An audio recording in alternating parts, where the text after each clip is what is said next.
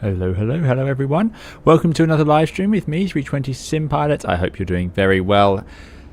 Really exciting today. I am so happy we get to fly the Lockheed L-1011 TriStar for our flight. We're going to go from Miami down to St Maarten or Princess Juliana in the Caribbean. It's going to be a beautiful flight because we're going to do a routing a little unusual, which I'll show you as we go. But yeah, what an aeroplane to get to take out for a spin. It's been a while. We've not seen this in, I haven't had this in X-Plane or Microsoft Flight Simulator before. I haven't used it in FSX either. This is the first time I'm seeing this in a flight simulator. So I am really excited to get to try such a unique machine. This is, of course, the upcoming IniBuilds, and it is.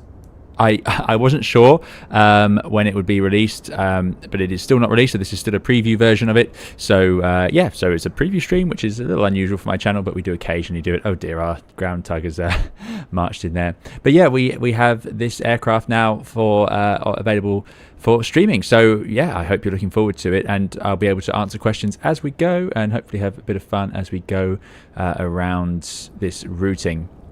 So the Lockheed TriStar is an interesting machine. I do have a video on the channel where I talk about it in more detail. I won't spend too long talking about the history of it today, but it is of an era before last, really. So it is first flying in 1970. So not the oldest airplane out there, but it is a really unique machine for lots of reasons. And it looks, you know, the unique feature is obviously that engine on the back, but it has a lot of other things about it. It was made with sort of a no expense spared attitude, which is just so unusual. The only other airplane I know that was done like that would be, and you're all going to roll your eyes at this, but the Boeing 787 is one where they just completely ripped up the rule book of how engineering should be done. So this aircraft is one of those, and obviously others would include things like Concorde, and I'm not putting the 787 up there with Concorde, don't worry, but I'm just suggesting that having a lot of unusual engineering techniques used in an aircraft is always interesting, and it tends to signal the start of a shift in the way airplanes are made, and this one certainly did. Uses the Rolls-Royce RB211s, so these engines went on to become useful for so many aircraft. They were the first three-stage engine, which we'll talk a bit about once we're on the way. But yeah, that project only came alive because of the TriStar, only survived because of the TriStar, and it's debatable, but perhaps Rolls-Royce only continued making jet engines because of the TriStar as well. But yeah, so there we go. Let's jump into the chat and have a quick chat. So please let me know how the audio is, if it's a problem or not. I'm constantly having trouble with that on my streams, but hopefully you'll be able to hear the aircraft and me. So I've left the settings as they were at the end of the last stream, so hopefully that's okay. But hello, Arnes Linde, hello to you, hello to Alessandro76, good to see you. Mark Burgess, great to have you here, thanks for coming along. Wild Womble, thanks for coming along and moderating, really appreciate it. And Andy H132 as well, of course, good afternoon to you. Crash Ed, great to see you here. Dr. Dilkington, I'm well, I hope you are as well. Dougal, thanks for coming and moderating as well. Dougal's lurking on his phone for this one, excellent. Yes, I'm a bit earlier than usual, so I appreciate this might run in the way of some people's normal schedules, but I thought it could take us a while, and there's a reason for that. We're going to be flying this TriStar the old school way, so we will use the INS, the inertial navigation system built into it, because that's been modelled by IniBuilds, and it's got some really great features to make it actually enjoyable to use rather than a massive nuisance. But once we get to St Maarten, we have two options for an approach. We have RNAV approaches, which we cannot fly in this aircraft. It just was not designed for it unless I plug in the GPS, which I'm not going to do. We're not having a GPS, absolutely not. We are also going to be flying the that you have the VOR approaches or the visual approach. So the visual approach would be fine, but I'm going to aim to do the VOR approach just for our own amusement, really, because this is a radio navigation airplane. It would swap between radio nav and INS. It's of that era. It's before RNAV stuff was standard. So yeah, should be a good bit of fun. Right, jumping through the chat. Sorry if I missed anyone. Go Solo says, can't wait for this. Yeah, I'm excited for this. I think you're all going to enjoy this airplane, but hopefully through my video and stream you can see whether this is one for you. Hello to Baumau, good to see you. Baumau from Seattle, excellent. I have been to Seattle now, which I absolutely love as a place. Absolutely brilliant place. Yeah, really cool. And I didn't realise that Kenmore Air was based in Seattle, so there we go. That's for another video at some point. Audio good on YouTube. Thanks very much, Ed. Yeah, and we are just on YouTube today. Hello to Average Aviation Edits from Newark. Excellent. Hope you're doing well. And hello from Northam from Ali Dobbs. So great to have you all here. Okay. And we've got someone from Cape Town, I think. So yeah, Jean-Pierre, thanks for coming along. So there's so much fun to be had with this airplane. It has a host of the best liveries ever put on airliners available for it, including the TWA, which we used in the 747-200 video. It also featured the British Airways Landor livery. It had the this ATA livery, which is one of my absolute favourites, and there was a bright pink livery, which I've totally forgotten the airline of now as well. Loads of really cool liveries. So yeah, there's going to be a lot of fun for that. I can't wait to try out some more flights. But first of all, we'll do a quick walk around because this is a preview stream, so I have the right to indulge with a stroll around the outside before we go into it. And this will also give you a sense of what you think of the quality of the exterior model. Yeah, I absolutely love this livery. So I like this livery because I had a copy of Airliner World, which is a magazine in the UK all about airliners. I'm not sure if it's worldwide actually, but when I was growing up, I had a copy and it had a picture of this aircraft either on the front cover or as the poster. I can't remember now. And it was a TriStar in this livery. And I'm not the only person who loves this livery on it because it's very popular. And when I went through my little model collecting phase during, as we came out of COVID, I picked up a fair few 1 to 400 models, and I have a model of this aircraft as well. So absolutely love that. So yeah, so as we look around the aircraft, you'll get a sense of the details and also why this is such a weird aeroplane. So some things are pretty standard. You've got sort of avionics overflow valves. You've got the static ports here. Nicely detailed, by the way. Got the decals, as I would expect. Got the lights. Thanks for the subscription to Highball. But yeah, as we look around, you can see some nice texturing. I find it Flight Sim struggles to render old school sort of flaps and slats looking aged, but they've done a really good job, I think, in IniBuilds. This is a nice texture on that leading edge, something that we have seen it some developers struggle a little bit with to get right. And as you look around, you'll see it's got loads and loads of detail all around, but we'll get a bit more. But yeah, nice modelling. You've got things like these fairings, the flat track fairings, and then you've also got these additional ones here, struts and supports. The landing gear bay looks really nice. I know we're doing the walk around the wrong way here, but lots of pipes and wires and cables. So yeah, nice tyres too. So yeah, it's impressive. It's not lacking. I couldn't find fault with the visual model in my time with it, and perhaps the upper surface of the wing, but we'll see that as we go through the stream. I love that sort of over towering engine back there. That's absolutely brilliant. Nick, good to see you. Nick asks, if that middle engine failed in midair, what effect would it have on pitch? So it would not have a lot because it's in the center of the aircraft. However, remember, jet aircraft cruise nose up, slightly nose up. So if that engine failed, you'd lose some thrust. The nose might try and drop slightly because you've lost a bit of that forward thrust. But it's not going to be as severe as these lower engines, and certainly no yaw. So all bonuses. If you're thinking purely about engine failure situations, yeah, definitely. Forward here, I found out from a comment on one of my videos. I was wondering what these are, these gills, which you don't see very often, and why they're at the front here. I thought they were avionics cooling, which they often would be on modern aircraft, but they're actually the air conditioning packs, which is why you have the inlets up here as well, so the cooling for the air conditioning packs, because there's three. There are 3 engines, so we get 3 packs on this aircraft, which is pretty good as well, good for redundancy. One of the reasons this aircraft had 3 engines was for redundancy, but also because of the power ratios you could get at the engines at the time. So yeah, these are the air conditioning packs. So that's the inlet with these sort of knacker ducts, and then the outlets are there with these gills, which is just such a strange setup to me. And to have them right at the front is so unusual. I've never seen it. And then you've got the pitot temperature tubes right at the nose here. Oh, the temperature, sorry, the pito's a little further back. But yeah, what a pretty aeroplane. Absolutely love it. Big machine, but doesn't carry much fuel. Not an ultra long haul machine by any means. Angle of attack indicator up there. So, really nice visual model. We'll have a look in the cruise, actually, see if these gills sort of close up or anything. I don't really know what they do in flight. I haven't paid that much attention yet. And the nose gear. All very nice. Got some decals in here, very important. Good. As we walk around, it's got the cargo holds, lots of lumps and bumps and bits of metal where they've sort of bolted things in and reinforced things. The old school style join where the wing just sort of seems to just join straight into the fuselage like this. Although it does have a fairing along the back here, which reminds me of the A350, something I haven't seen before or since. Once this door is closed, look at that. That actually folds in a bit. What's going on there? How strange. So that door will close, that panel sort of pops out, and then the flat fairing runs into the fuselage in a nice long way, which the 350 does the same thing, which has always struck me as odd about it. Hello, Miku, hope you're doing very well. Ethan's Aviation, I agree, what a livery. Jokey wants us to start the engine with the air start unit. I was going to just use the APU today. I haven't tried the air start unit on this, so I don't want to push it too far, because I must stress, this is a preview build still. This is not a release build. It's not released yet, as far as I'm aware, unless that happens. Yeah, so, and I don't know when it will release. So I just want us to be aware that if there is a bug or it does crash or anything like that, then, you know, that's all part of the course for running a stream on a preview build. Here's the RB211. You can see up there the EPR probe. That's what that is, which you get on Rolls-Royce engines, because it's, of course, using EPR, engine pressure ratio, which I'm not a fan of using to fly, but you'll see the M1's just below it, and we'll use that much more normally. But Rolls-Royce loves EPR. This was the first application of the RB211, a 3-spool engine, so there's 3 sections to the engine. The turbine has 3 stages.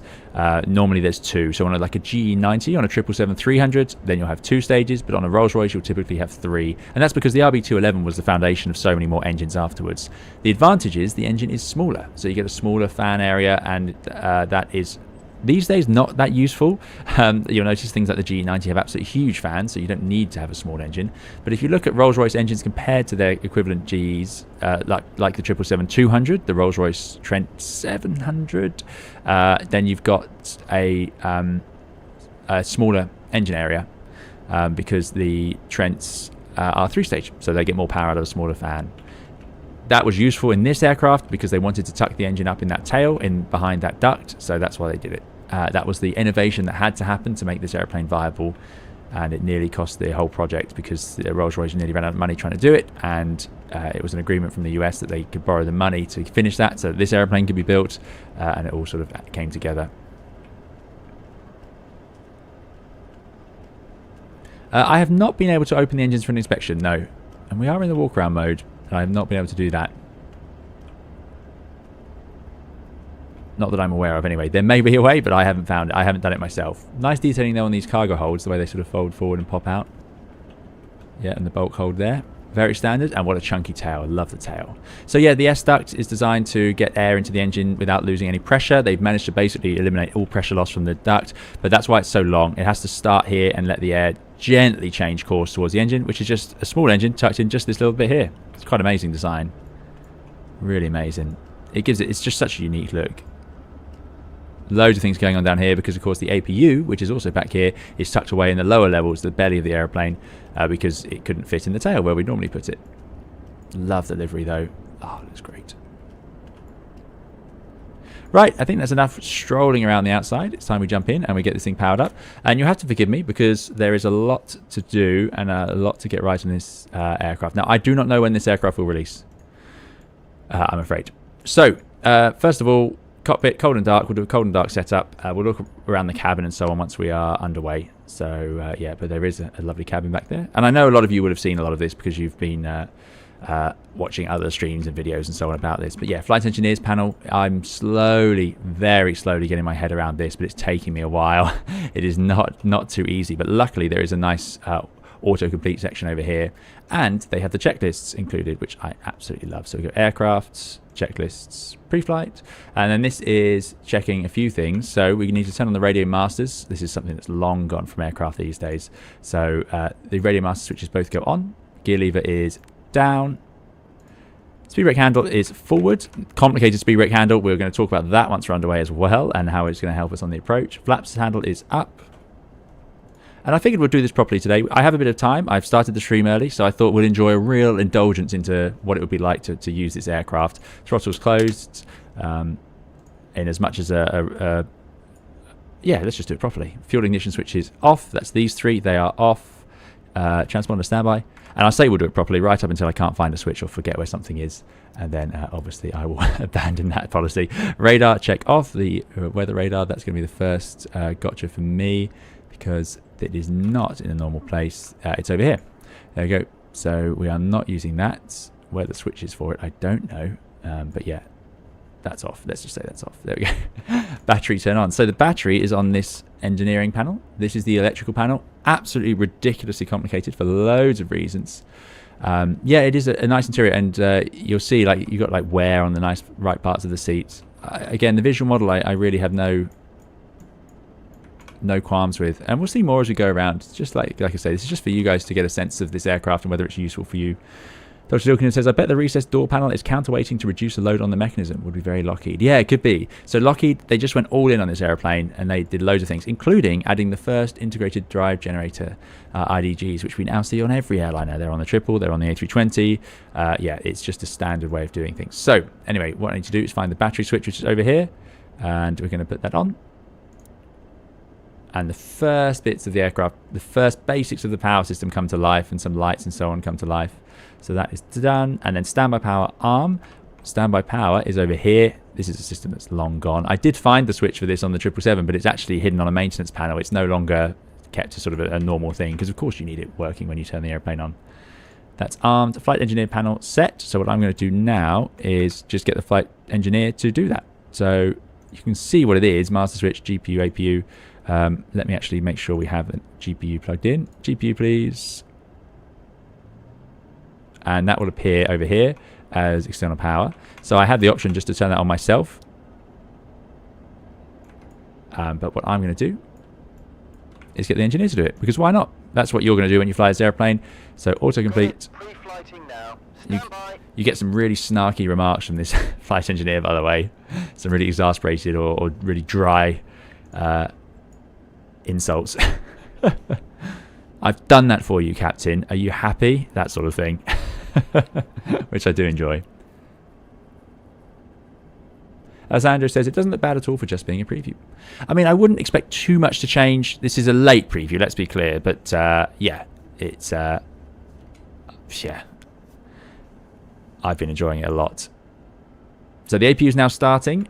The engineer's doing that for us. So the APU, really easy. Master power goes on. And then you press start. And you'll see up here, TGT, and it's at 100%. So that's now running. Hey, Captain. Got that flow done. Back to you. Back to you. So that's done. So the electrical panel and the fuel panel is set. Before we go any further, speaking of fuel, let's go to our load sheet. So on here, you can just import from SimBrief, which I can do, which shows we have 32.8 tons of fuel. But I actually want more than that. I'm going to go up to 44. We're going to take an extra 10 tons. The reason is the approach we're doing is, I don't know how good the SimBrief profile is. The approach we're doing is going to drain a lot of fuel as we fly around in circles, and probably I'll need to do it again. So that's why we're doing that. Let's make sure that has actually happened. So 44.8 tons. So let's go back to our panel and make sure total fuel 44.6. There it is. So that's good. So we have the right amount of fuel. You can obviously change the units to pounds should you feel like doing that. Right, so the aircraft is powered up. Flight engineer panel is set. Now we'll do our overhead panel. So what I'm going to do on here is all the usual things. So wiper is going to stay off, automatic braking off, anti-skid off. We'll turn those on as we get closer to going. But I'm going to put the IRSs into a line. So you put them 2 dots, 2 clicks right, align. And we'll do this one more over here, align. Good. The compass is in normal and magnetic. All the flight control computers, which are here, are all on. And I'm going to put on... Oh, you can adjust the volume for the passenger address. I've never seen this on an aircraft either, actually. The texture of the cardboard is fabulous too. Cardboard, yes. I mean, lots of great textures in here, and it is in 2024 where the lighting really helps. Of course, like look at that yoke. That looks just like what the Boeing 787 yoke looks like these days. Really, like the right sheen on it. If that's the sort of thing we get excited about, which we do. This is Flight Simulator, so why not? So this is all good. Those stay on. Now this is the engine start system. Yeah, we've got the ignition system selected. We leave that alone. Instrument standby lights are on bright. Let's do all the lights actually. I'm going to arm the emergency lights. I'm going to leave all the exterior lights off, but I'm going to turn on the position lights, which is the nav lights on the exterior of the wing. Good. Magnetic compass, we can put a little bit of light on there. Fasten seatbelts, we're fueled up so they can go on. No smoking on, because this is an aircraft from an era where smoking might happen. I don't know what an eye locator is. I have no idea. Oh, it must be this thing? Yeah, maybe it's that, like the Airbus has. But we will put on panel lights. We're going to put on every panel light switch we find. Okay, right, back to this. Engine master, flight voice recorder, Mac field, don't need to touch that. Don't need much of a floodlight on. The fire handles are all in. Evacuation signal, more data sensors, windshield heaters, which we can turn on the defog fan. That's pretty cool. Didn't know that. Wing anti-ice and so on. We'll deal with this if we need it as we get going. Cabin interphone. I haven't played with this either, actually. You can choose who you call. That's pretty cool. Wipers off on this side. More lights, panel lights to come on. We turned on the radio masters, HF radios, which we're not going to need to use today, and that's in a line. Good. If I come further back, you've just got all the circuit breakers, more circuit breakers, more circuit breakers. Circuit breakers have gradually reduced over the years, and now on the 7.8 there's none. So yeah, but that was a big part of a cockpit before. Massive, great windows. I love the windows. Good. So that's the overhead panel done. Now we'll do the main panel. Oh, this is just main panel lights. Oh, sorry, overhead panel lights, we've done that. So now main panel lights. Anyway, so that's done over here. So I'm just going to put all these up that I can, so we can just see everything. It looks good for the stream, doesn't it? And we'll do these. Lights, please. Let there be light. Lots and lots of lights. And I think we have some more somewhere else. We'll figure that out as we go. We'll find all the lights. It isn't as bright as I hoped. Where's the light for this panel?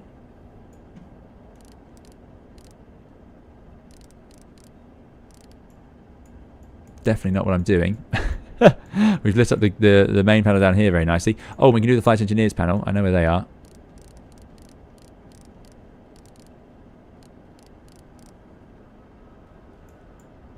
There we go.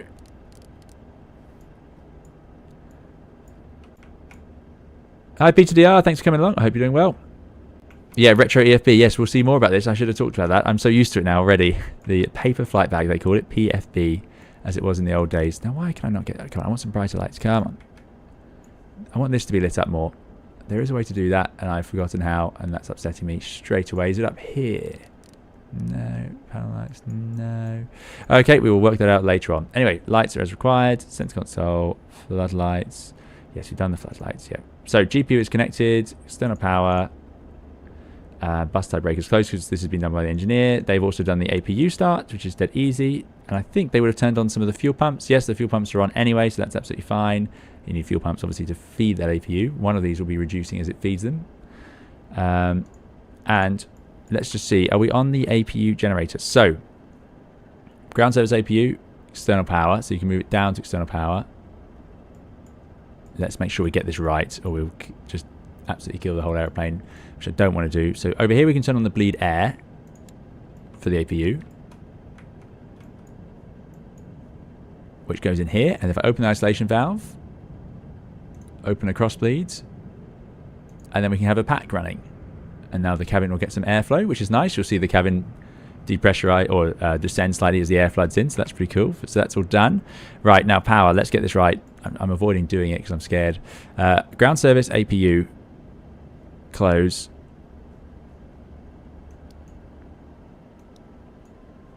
So I think if we turn off the external, everything will be fine. And the APU unit has now taken up the kilowatts, sorry, over here. Yes, that's good because that's risen. Oh, phew. Okay, I think we're away with it. And it says the on light is not lit, so that means goods. There was an overhead light rotary knob on the upper panel you didn't turn on. Let's have a look. Where was that? We've got a floodlight for that. Passenger address. Panel.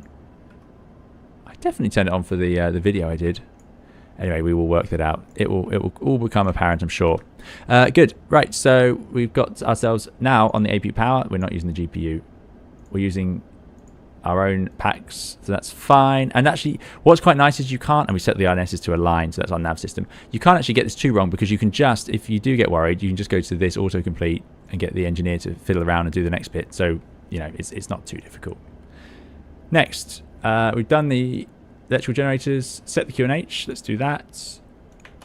This is going to be a slow flight, I can tell you that. And out self-control, set the cruise altitude. So that takes us to our chart. This is not the sort of thing I would do at this point, but we're going to do the Miami too because we can't do the RNAV departures.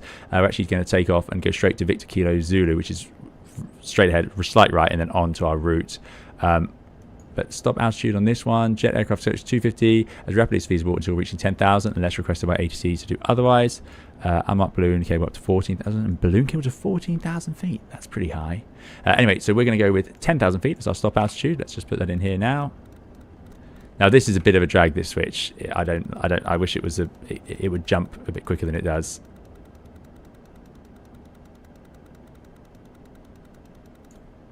Ah, there we go, 10,000. Great. Alessandro says it's definitely a bit disorientating to dive into this after being so used to high-tech aircraft. Yes, it is quite a change, isn't it? It is quite a change, but it's worth it, and it's not as bad as it looks. It's not as bad. I'm making it difficult because I'm actually looking at some of these panels that you don't need to look at. We've done the overhead panel. We're not going to fiddle with that anymore. Done the main panel, which we will set up as we go through, really, once we set up the performance. We're going to take off in radio nav and then move to INS nav, so that's fine. And we haven't done the performance, so I'm going to leave that for now. I think what we're going to do next is set up the INS because that's going to become a bit of a delay if we don't have that ready to go. So INS, Inertial Navigation System, is the old school way of doing things. It's not used anymore, but it was the precursor to having an FMS, and it was obviously before GPS. We still carry systems like this on the aircraft, but they don't function. The interface is just much improved, obviously. But what it is a set of gyroscopes. As the airplane moves around, you tell it where you start, and it can sense any acceleration, so it knows how you've moved over the planet's Earth and whether you have changed where you are compared to where you started. So to get this set up, we're going to go, and I've got the instructions here because this is too easy to get wrong. Hello, C. Gonzalez. I hope you're doing well. What we're going to do is, first of all, go mode selector to standby, and then we put it to pause. Hold on. What am I doing wrong here? Right, okay. So pause, and there we go, 000 and then 720. So this is good. This means in the right place. We can also test it. If you go to tests, it should display everything. There you go. Yeah. So it does work. You see they have modeled this, which is pretty cool. I like it. Now we put it to the pause position, and it's showing us this, which is showing us the fact that it's in this sort of startup mode. So we have to say where we're starting the flight. This whole system relies on it knowing where it started. So what I'm going to do is type in the coordinates of where we are. You can find these on your chart. So on your parking charts, you'll see stand coordinates, and this is what it's for. Very rarely used these days. I don't typically look at these unless I need to confirm the aircraft's position, because you have the airport position and you'll be close to that, and it's taken from the GPS. But there are places where the GPS doesn't work, so you might do this. So we're on stand Echo 21, North 25, 47.7, West 80, 17.1. So let me just write that down, which I did do earlier. Yep, that's good. So what we'll do is we'll go down to our INS and we'll tell it that. So we need to say where we're starting. It can't align until we do that. So press North 25, 47.7. You don't need to put the decimal place in. So that's in, North. Whoops. iPad falling over. Inserts, and then we go to the next bit, which is West. So you press the W, and then it's 080171. And insert. There we go. So that's where we're starting from. And now it can finally align, because it can't fully align until it knows where you are. Now the next thing you do is enter the rest of the route, but I'm going to not do that just yet. So if I go to, let me make sure I get this right. If I go to, there is a way to see how far it's aligned. There we go. This is now counting down until it's aligned. So in theory, you would do all three of these like that, but I'm not going to. There is a way to transfer waypoints over as well, but that's not currently modeled in this preview version. I think it's going to come as an update later. So there we go. We'll let that count down. And what will happen up here is this will say ready nav. It will go green because it will all be aligned by then. Okay, so we'll leave that alone for now. Next thing I'm going to do is the takeoff performance. So I can synchronize all the numbers. We're at 183.3 tons, which is very light. You forget these airplanes aren't as big and heavy as modern long-haul aircraft are. Pressure altitude, because it's we're basically at sea level at 26 degrees. Flaps 10, but you can choose any others. So sync calculates, and it scribbles it in with this text, which I really like. I really like that. So yeah, this paper texture is good, isn't it? Yeah, Crashhead's enjoying it. It's giving a bit of extra to it. Hayden, good to see you. I hope you're doing very well. Thanks for coming along. Oh no, Hayden isn't here yet. Someone's mentioning Hayden. Dr. Stupid's saying. Excellent. Yeah, so what we're going to do is we've got all the numbers we need. So this is going to be a takeoff EPR, absolute nonsense, decimal 653. It's not nonsense. It's very carefully calculated and very, very precise. And it's a measure of the thrust the engine's actually giving. So I can see why engineers like it. And then it's going to be a climb thrust of 0.496. You've got the maximum of 0.666. And here's our speeds. And what's great is, so the reason this is scribbled out like this is a common thing you'd have had in aircraft. In the first airliner I flew, the Dash 8, this is what you would have. You would scribble out the numbers onto it would be blank, and you would literally write it in by hand from a big book, which would be stored somewhere down here. I don't know where, probably under this folder or something. Huge book of text. It's a lot of weight. They didn't like it. Look at these, look at the grime and stuff. Look at these vents. Look at that. Yeah, some work has gone into this cockpit. I'm really impressed. Yeah, so this is what you'd have, and this is how we're going to do it. But these days we can just click Set Bugs and EPR, and you'll see them set on the airspeed indicator over here, which is great. And don't worry, it all makes sense. This aircraft can be a handful in some respects, though, so we'll see what might go on there. But there we go. So that is our takeoff performance done. It's going to be a flap 10. Let me just write this down so I remember. Flap 10 takeoff. And we are going to rotate at 146. And we're going to climb out up to 1,500 feet. And then we can accelerate. We're starting at sea level, essentially, as you can see, just above sea level. So that's fine. And our min clean speed is 229 knots. Which you'll see, it will actually accelerate quite quickly. We're a reasonable weight, we just haven't got much fuel. If I go to the load sheet, you can see we've only got half fuel, but it's not much fuel this airplane can carry, I must say. These airplanes have a lot of weight. They're heavy things for their size, and as a result, they aren't actually able to go very far because they burn all that fuel trying to lug the weight around and all the extra engines and fuel tanks and whatnot. Good. Right, so performance is done. This is now, you see it's still counting down, 28. I'm just going to do this one. Yeah, we don't need to sit here and watch me set up all three because it could take a while. And we're not actually going to need it because I have made the flight plan very old school. We're going VOR to VOR because it's an exciting route. It's going to take us over the Bahamas, then Cuba, then the Dominican Republic, finally the US Virgin Islands, and then towards St Maarten. And we're going to go right overhead of those places because we're aiming for the VORs. To show you that route, oh, I haven't got it turned on. So let me go to... excuse me. What's going on here? No, I don't want to input anything else.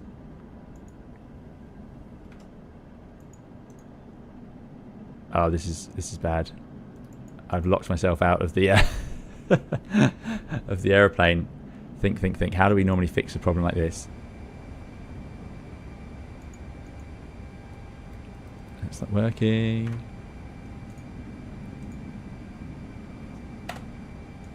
Enter's not working.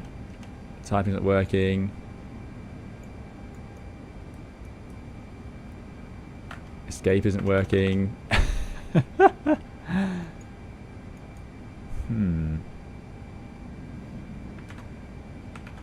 None of my keyboard controls are working. That's a shame.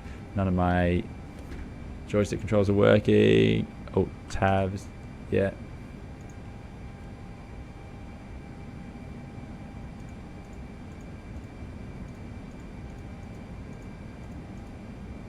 Let's try this. See if I can zoom in. For some reason it's not seeing the mouse at all. I've never had this happen before.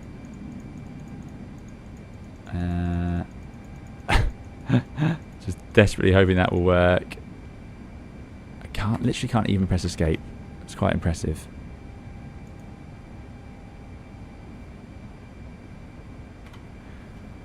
What can we do about this?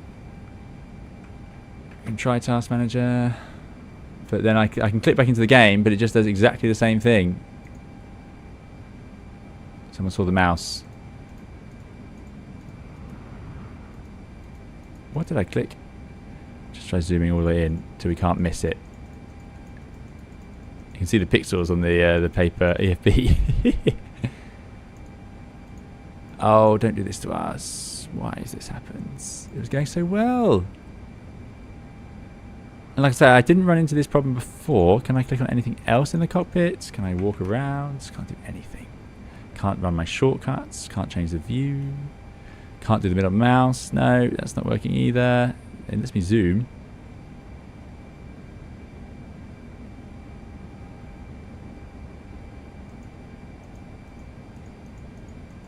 It's turning into a very weird stream.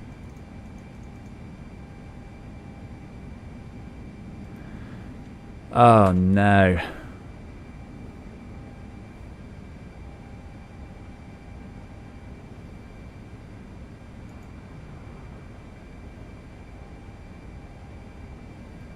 Stand by 1 second and I'll see if I can solve this for us.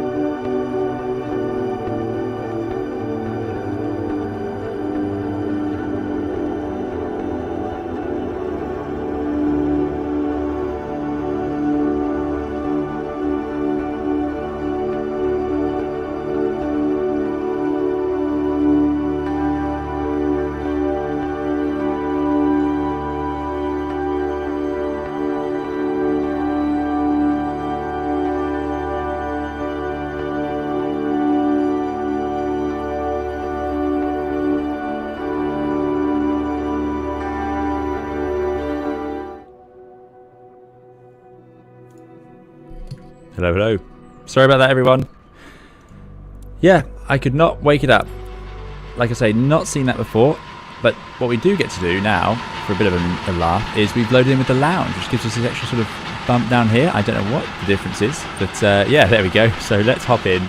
Let's get back to where we were. And this is quite a good way to show you the difference. So we are live weather, live time. Good. Not as sunny as it was, is it? I get to show you how quickly you can do things in this as well, just to show you that it doesn't have to be as complicated as we've made it look, or I've been making it look. So first of all, we're in a completely cold and dark aeroplane. You can go to panel states and choose one, cold and dark, and you can just put it onto GPU if you wanted or whatnot. But if I go to ground, I'm going to give it GPU, so it has that option.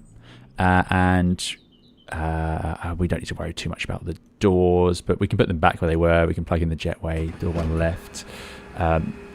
And let me just check this is all working. Is everyone back? Good, yeah. And then we'll go to load sheet now, and I'm just going to do sim brief imports. Put the fuel back to where it was. About 10 tons extra. Good. We've got the OFP, so that's good. Takeoff performance. Let's just set the correct QNH. So that's the QNH in. Sync and calculate. So that's ready to go again. Right, the only problem we have is the IRSs. So let's get the airplane powered up, and I'm going to do the easy way now. Menu, autocomplete, pre-flight preparation. Engineer, please. Just do that for me, and you'll see now, look, the airplane comes to life, step by step. I love features like this on these old school airplanes. The sim didn't crash. No, I had trouble with it was either my camera system or the way I was interacting with the EFB. Something wasn't right. But yeah, there you go. So look, the APU is now starting up. See the M1 increasing. So the engine is doing it all for us, so I can waste my time fiddling around with lights, because I have an obsession with getting the lights set up for streaming, obviously. Let's do the same on the overhead panel. So we'll run our overhead panel scan now. So as we were, because the flight engineer won't do the overhead panel, that's the difference. So let's get those aligning, because that's pretty important. And we don't need to do a whole lot. This airplane is very simple. None of these switches need to be changed. We need to put the standby power to arm and the emergency lights to arm. We'll put the position lights on, seatbelts and no smoking lights on. Nothing to change up here. Not going to change the HF radios. We do need to put the master radio switches on over here. That is important. Okay, so things are now coming to life. Let's turn on the lights for the instruments. It's good practice. It's all good practice. And I'm going to come down here, and you can see if we go to the POS tab, it says 72. It's in its, ready to accept the coordinates mode, so that's good. So I'm going to put in our coordinates again. So north, 25, 47, 7, insert, west. Thanks for the subscription. West 080. 17.1 and insert, and now this should start counting down as it aligns. Good, so that's on the way, and then we can set up the final bits there. We did also have 10,000 feet in the window here. Just drag that over. I've got those set a little bit bright now, a little bit too bright. I'm never happy with brightness and wear. I've been told I'm never happy with 10,000. Good. Yeah, that's the thing with being live. But like I say, this is not due to, I don't know, this is not the aircraft. The sim was running. It's my key bindings or chase plane or something interacting that's done that. So I'll just be a little bit more careful as we move around this PFB to make sure we don't do that again. Right, charts. Let's get the charts for Miami ready. And we need a ground chart. Give it a second to load. There. And we're going to have a SID chart, because we're going to take off on the Miami 2, which is literally straight ahead, and then we'll go to Virginia Key, Victor Kilo Zulu 117.1. It's very close in, so we'll see if we even get there, but 117.1. So I'm going to tune that radio, because it's the first VOR we're going to fly to, 117.1. So we're going to have two systems running here. I'm going to use radio navigation, which was just old school, going to point straight at the VOR, and you can see it down here now pointing towards it. I'm going to put it to norm, so we then get the DME as well. Don't forget that. It's easy to miss that, and then you'll be wondering why you can't see how far away it is. So it's 7.5 miles away at the moment in that direction. So we're going to take off and turn towards it, and then our flight plan carries on from there to Zulu Quebec Alpha 112.7. So lots of things we can do. You could even have that set up on the other side. This is a whole art in itself, having radio nav aids tuned correctly and the courses set and so on. And we can actually see that. So we're going to go outbound from Virginia Key to the Zulu Quebec Alpha VOR. So once we've flown to it, we'll go outbound. Again, the INS system is going to have all this in it, but I'm just backing it up with this super old school way. So if I scroll through my flight plan, which I told SimBrief I want VOR to VOR, we're going to go from, let's try and get this correct, Victor Kilo Zulu to Zulu Quebec Alpha, and let's check the track. It's always so hidden. First person to see it, please type it in the comments. Wind component. Flight level, more a distance. Magnetic track, I think it's this. Oh, is it that? So it's 113, and then 175, and then 109. So I think it's something like 175. There is another way to see this.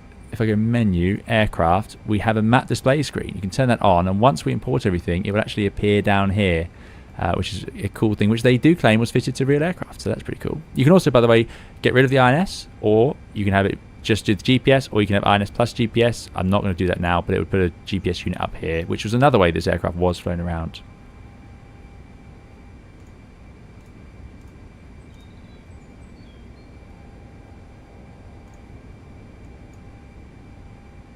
But yeah, there we go. So for now, how's that alignment going? 34. It's counting down quickly because I've got it aligning fast. Should have really done instant for this flight. Let's try that. Just hit instant. Does it just count down? Yeah, there it goes. 18, 3. And what it would do is it says 2 is not ready yet, but it says ready nav. So we can just go to nav. And there we go. Alignment is done. So what this is going to have is it's got our start point, right? It's got the first position that we're beginning at. What I'm now going to do is load in the rest of the waypoints. Now the real INS can only have 9 waypoints, but this system is set up so you could have a full flight plan. So if you wanted to fly a full RNAV flight, just like you would in the modern airliner using an FMS, using airways and everything, you can do that. You go to the OFP tab and you'll see on the right here that you can send it to the INS.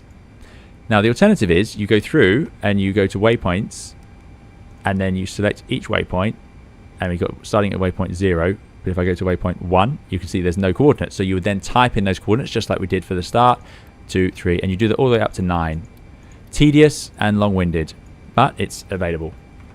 What you can do here is actually just send the coordinates, send to INS. I press it, and it loads them in. Now we don't have any SIDS or stars loaded on here. If we did, it would give us the option. Yeah, I think that's where it would. No, there you go. Import SID star waypoint. So it gives us the option here. Sorry, on or off. So if you have that option on, then it would even load in the full departure. And then all you'd have to do is put this switch to INS and just let it fly in nav mode. You would just fly in INS mode over here on the glare shield, and then that would just fly you waypoint to waypoint, just like you're used to. The hard part would be if you got a direct to, you wouldn't know the name of the waypoint. You'd need to know the number of it, and then it gets a little trickier. But it's certainly a way to fly a complete route, and you don't get many directs in that sim. It's possible, but you don't. So, as you can see now, if I go to waypoint 0, and then 1, 2, and these are the waypoints along our flight plan, and then they will. So now it's warning us. Here's the next thing, the final thing that makes this more complicated. So we've got the waypoints in now. We've told it where we're starting from. We need to initialize it. It needs to know what are we doing first. Which part of this are we going to? So this is all in the manual, by the way. I don't know this off by heart. I'm taking this from the manual. You need to do an initial track selection. So we've set it to nav now. So we told it where we're starting from. We loaded the waypoints. It's in nav on the overhead. Now we're going to come down here, and I'm going to go and let's get this right. It's got to be in auto for this. So that's in auto. We go to track change push button. So I'm going to set this to 0 just for completeness because I'm worried. Track change. So that all illuminates. And then we have 0 on the left. And so you type in. So we want to start with that first waypoint. We're starting at waypoint 0 and we're going to go to waypoint 1. So 0 and then we're going to 1. It's not 0, 1. It's not saying 1. It's saying 0 to 1. And once that's done, I now press insert. And if I go to track GS, you can see the initial track, 64.2, which is about right. And ground speed is 0 because we're not moving. And that's going to be useful for the taxi out. By the way, here's our caution warning panel showing us oil pressure issues and the fact we've got some doors open. Pretty neat.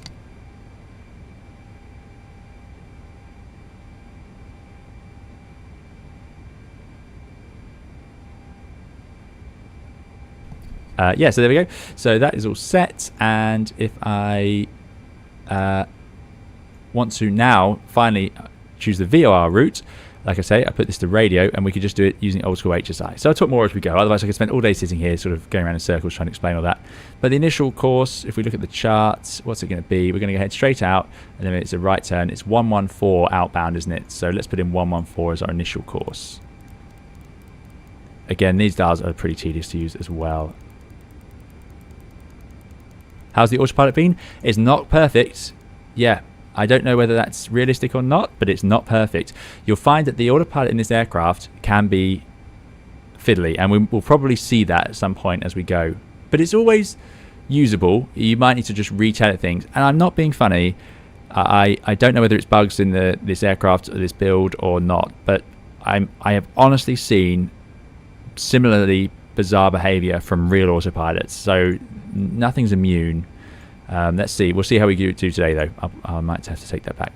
Right, performance bugs. Let's set the bugs in EPR. So speeds are all set. Our rotate of 146 is there, and our V2 of 159 is there. That's good. We've got our stop altitude. So what I'm going to do now is turn on the flight directors, so they go into the up position, and I'm going to hit the toga button, which is this one, and then we get our takeoff reference. There we go. Pretty cool. So I think that's putting us in a good place there. Let's now go back to our EFB and just finish up the checklist. So just so you can see, that's how quickly you can do it. And now our route is shown down here on this little map. I love it. Old school CRT. So we did all of that safety inspection. We've done the flight engineer, or they've certainly done it. They told us they did, so that's good enough for me. We've looked at the overhead panel, and we've done everything I think we need to do on there. I still can't get the lights to turn on it. Good, and done the logo and position lights, done the main sensor. So it is time for engine start. So we've set up that. Oh, and PMS is the power management system. Now I still am not fully convinced I understand this. I don't know why it's not calculating, for example, the EPR, but this is going to be used a bit of a calculator later on. But for now, do I need to enter the gross weight? Can I do that? So what is our gross weight? Let's go to the low sheets. Gross weight today 181.9. Yeah, I don't understand, because I select it, but it doesn't really give me the option to actually do anything. Perf data, performance management, gross weight. There is a way to do this. It is in the manual, but I can only apologise for my lack of understanding of it. It's not like the most important thing ever. You have to enter the GMT to get the PMS to initialize. Okay, thanks Q3. Let's give that a go. So GMT is 1556, but in the sim, yes, it's real time. So 1556. Oh, there you go. Brilliant. Thanks very much. So now gross weight. So let's put in our 181 tons. And our fuel, we have our total fuel over here, 43.2. It's changed slightly from last time.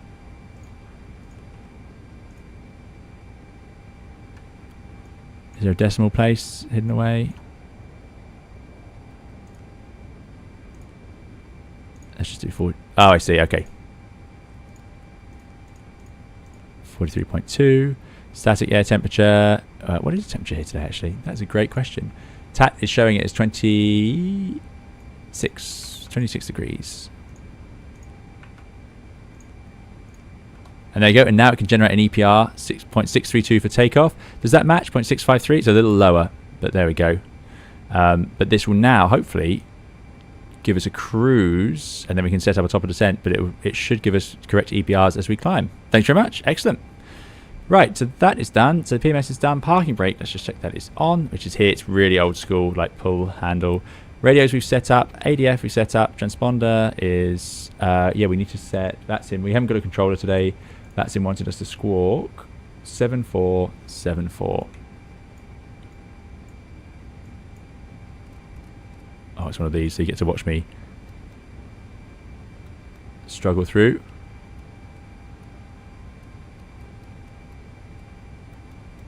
Seven four seven four. That's on standby. But let's just go to. I'm just going to put it to out on for now as we're about to push back. Radar off. INS we're not going to do, and rudder and aid on trim. They're down here 0 and 0. Good. So next is the engine start. So let's run this ourselves, and then we'll just get the flight engineer to sweep up for us, because no doubt I'll have made a mistake. So of course we're going to put the anti-collision beacon on the overhead panel. Let's get rid of all the ground equipment as well. So are we on the GPU now? I can't remember what we did earlier. External power is on. We are on the GPU. The APU is up and running. So I'm going to put external power off. APU is taking the load. I'm going to enable the APU bleed air just to give some pressure into the airplane. Now this panel is just a confusing mess, really. I don't like it at all, but it's taken me some time to get used to. But anyway, so let's say we can get rid of now the GPU, because that's done. Close the door. Which you can actually hear close. I like that. And is the jetty installed? Let's get rid of the jetty. Do we have chocks? Let's have a look around the airplane. There goes the jetty. That's good. So I think we're all ready to go. It does say equipment installed and door opened. I don't know what door is open, but hopefully none. I'll just hit close all just to try and convince it otherwise. Anyway, seatbelt signs on. Oh, excuse me. Sorry. Seatbelt signs on. Anti-collision light is on. Start ignition. We're on system A on the overhead. Door lights out. Let's check. Yeah, the door light's out, so that's good. And the fuel pumps, it says put a few on, but I'm going to have them all on because we're using fuel from all the tanks today. If APU will be used to start, which it will, APU goes into min mode, which it is. Packs 1 and 3 go off. So the air conditioning packs are up here. This is where it's confusing. So these are packs. So we actually have none of the packs running right now. But so 1 and 3 are off. Pack 2 can be on, it seems. If I open the isolation valve, that provides pressure to it. So we get some airflow in the cabin. So pack 1 and 3 are off. Pack 2 on. All engine isolation valves latch, so they should all be in. So that's the engine isolation valve. So this means the bleed air can actually go into the engine and spin it round as we try and start it. Pneumatic pressure, 24 psi minimum. You'll see that we have more than that in the second engine, but we don't have it in engine 1 and 3. So why is that? Because we haven't got these cross bleeds open. So if I open the cross bleeds, these now receive pressure, and it should hopefully stabilize above 24 psi. If it doesn't, I will just turn off pack 2, because as I remove pack 2, they all get more pressure, you see. So you have that option as well. It's a panel that you get used to, but the key thing is the APU feeds in here. It's just hidden away. Matteo, it's good to see you. It's a great livery, isn't it? Indeed. Thanks, Q3 Arc. That's really good. Even though it's in there, I saw it on another stream. Yeah, thanks very much. That was a good, really good advice, that. Right, so we've done that. We've got sufficient pressure, and we can literally start the engine. Okay, so we are ready for start. Let's get pushed back. Let me just think now, one final time. We've got the outbound course of 114. Oh, we need to set V2 plus, and it did say V2 plus 70 goes into this window over here. That's how they do it. So V2, which is 159 plus 70. Let's make sure I get this right. Always seems easy, but I'm on stream, which is our clean speed, so it makes sense. 229, and that's a very normal thing to do. Boeing still do this sort of thing to this day. 229. And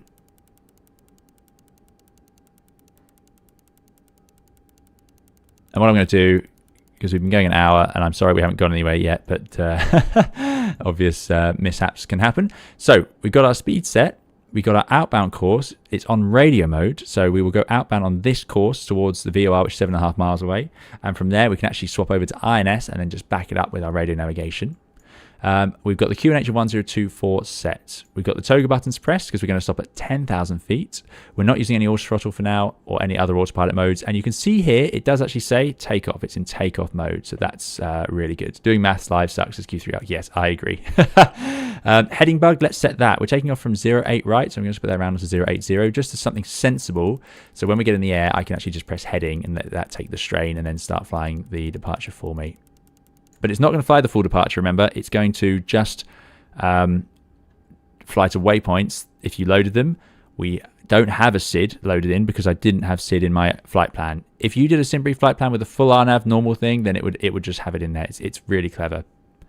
Anyway, good. So flight directors, let's just check we've done this. Flight directors on, autopilot masters off, courses are set, altitude set and armed, and then toga is engaged. So we've done all that. Great. Okay. We won't be going through this checklist in as much detail soon because it becomes a little more easy to do. And what I can now do is just to sweep up, as I said, we go to autocomplete, and you'll notice that things go red in the previous checklist. That's fine. That's because you've adjusted to the new phase, so don't get confused by that. So engine starts all green, and next will be the after start. So the engineer's happy. We're ready to go. I think we have pressure. Let's get pushed back. Now, there's no one on that sim. Let's just tune in Unicom. Actually, someone's going to tell me that there's a frequency I should be using here, so please feel free to remind me. So we're transmitting and listening on this frequency.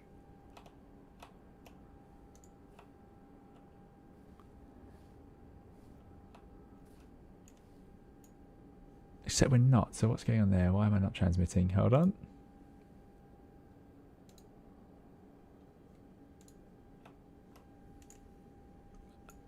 Let's make sure I've done this right. It's on the left. It's in VHF. We're listening to VHF.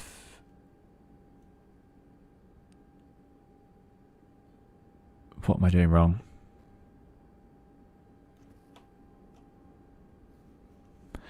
SimBrief isn't recognizing it. That's disappointing.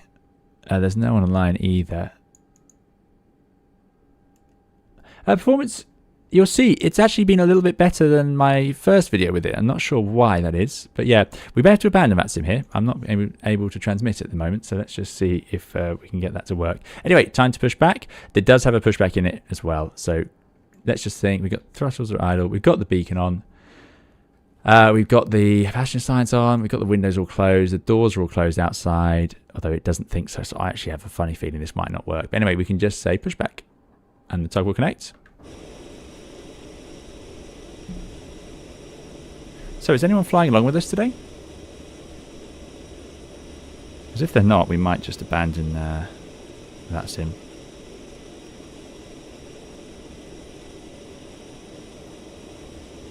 Oh.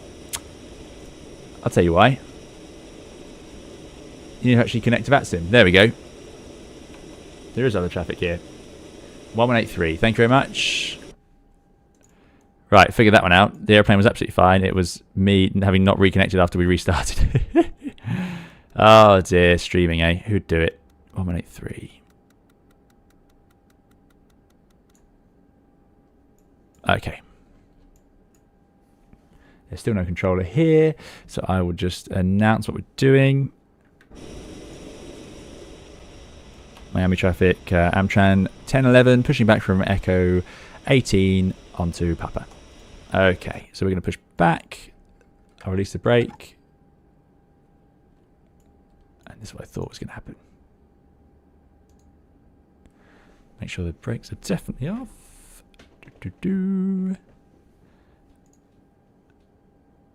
Ah, here we go. You can open the engine cowl. Somebody asked earlier, and you can. I did not know that's where it was.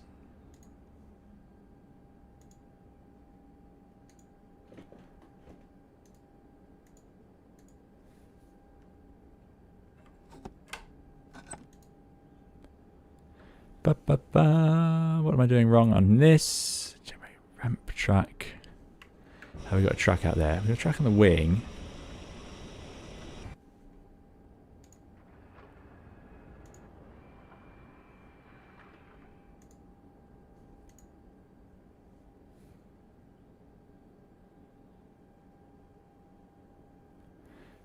Maybe the pushback tug just takes too long. Yeah, maybe it does. Let's see.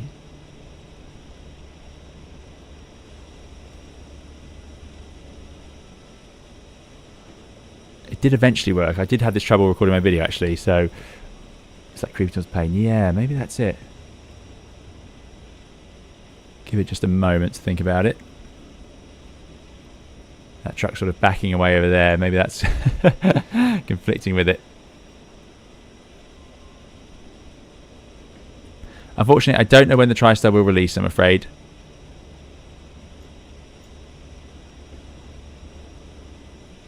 I'd love to know as well. I mean, I've been so excited. I'll be so interested to see how people receive it as well. Let's try again. Yes, they're right. It's just really slow. So there it goes. So it's time to start up some engines. Let's go to engine start. And you start with, we're going to start engine number.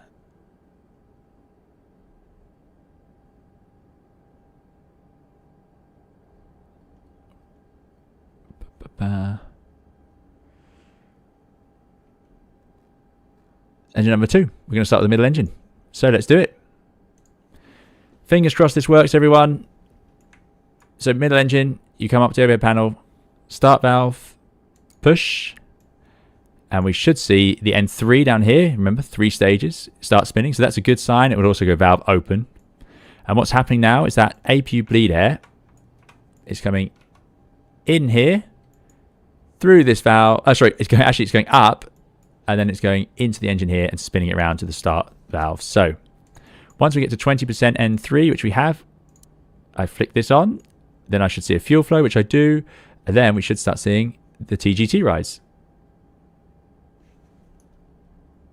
That is a good sign. Let me know if you can hear or not hear anything. I will adjust the volume accordingly, and that engine is in the back spinning away. I absolutely love it. It's so cool.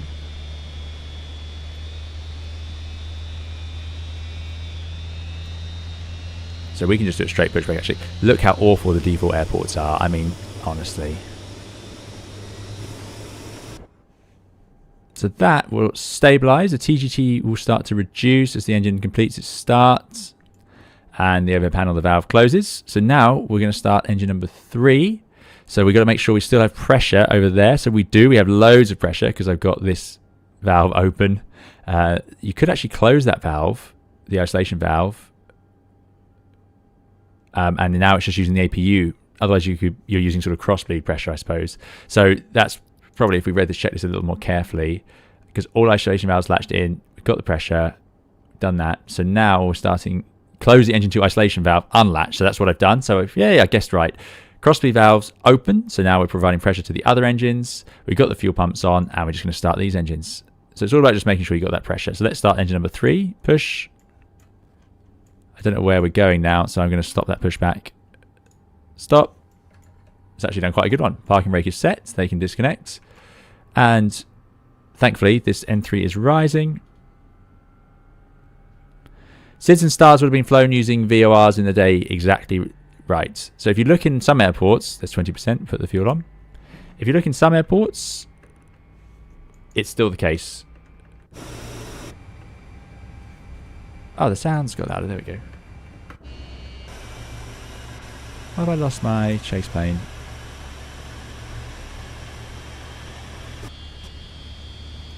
I've lost my... Ah, okay, hold on. I know what I need to do.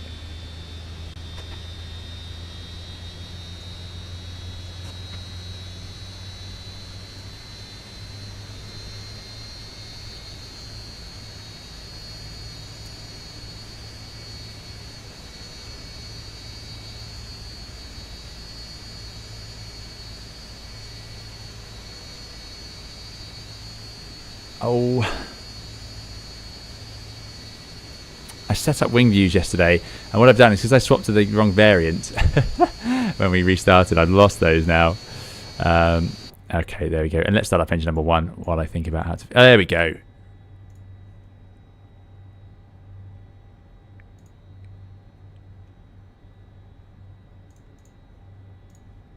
Love chase plane. Oh, it's such a treat. That was actually much easier than I had worried it might be.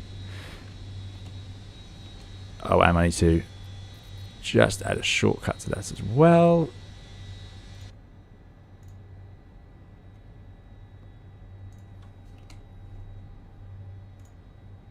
Okay. We're getting there. We're getting there. I'm sorry, everyone. I am sorry.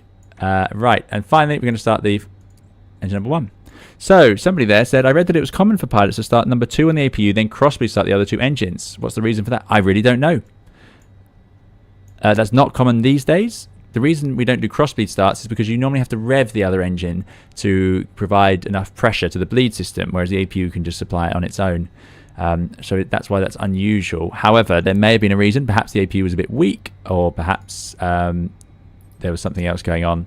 But yeah, and that's lighting up nicely. Some nice metallic sounds as well. I love the sounds.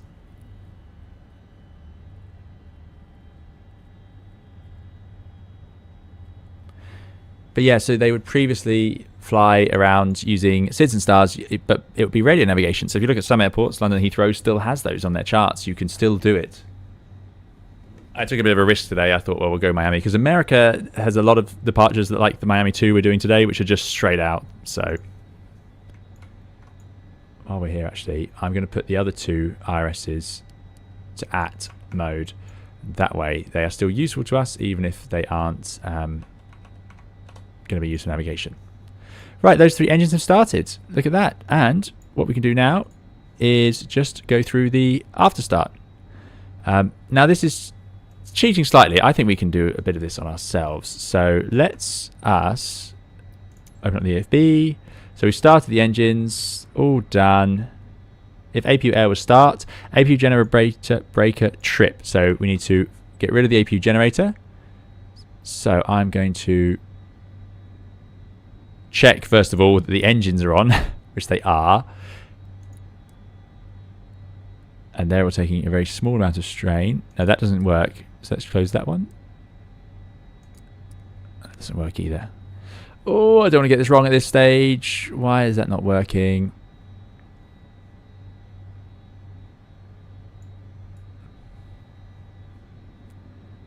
Oh, trip open. There we go. Now the others take the strain. The APU is disconnected, so we're not using the APU power anymore. Then I'm going to come down here. I don't need the APU bleed air either.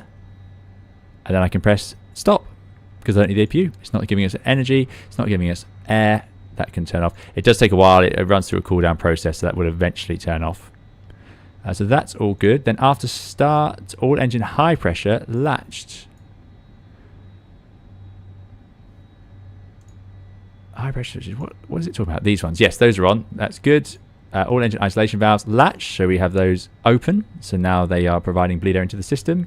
Fuselage isolation valves latched, so I think that's talking about these ones. Oh no, yeah, that one. There's only one. All crossbleed switches latched, so they're open, and pack flow controls latched. So we have air going to the packs. Great, and now the cabin is cooling down and so on. You have some upset passengers otherwise. Hydraulic panel ATMS auto shutdown.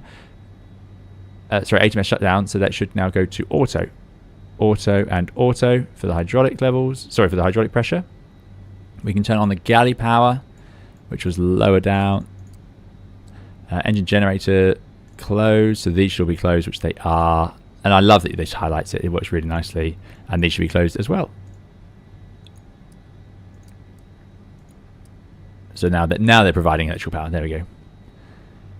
Fuel tank pumps down here. They are all on. And we can go and turn on the pitot heats for the pilots. So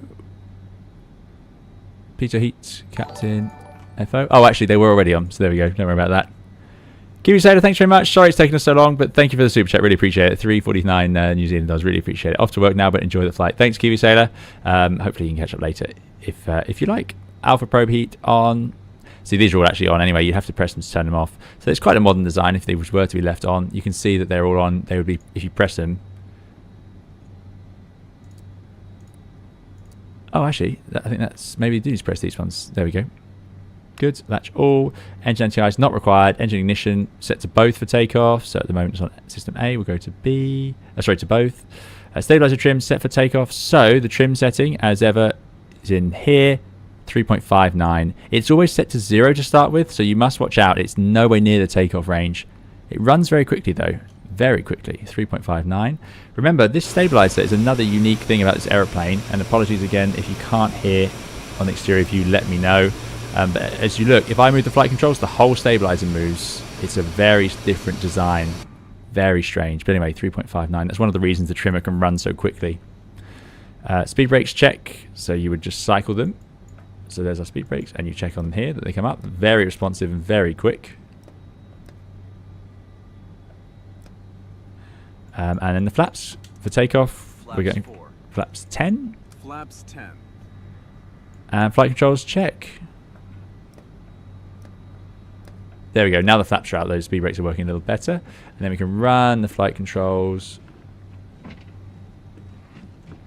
All making sense. And the rudder.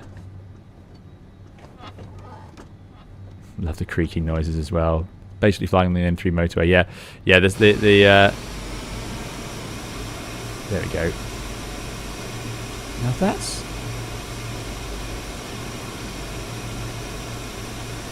Yeah. Interesting. Very interesting controls on this airplane. The whole thing's very strange. Speed brake flaps, flight controls we've done. So next we're going to taxi. We're going to put on the runway turn-offs, taxi lights. That's all good.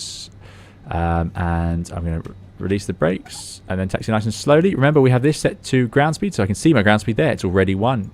It's got enough oomph, even at idle, just to get moving. Miami traffic, Amtrak, 1011, taxiing Papa for 08 right.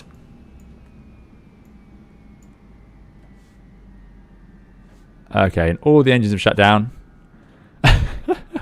What has happened there? What did I do wrong? What didn't I turn on? That's impressive.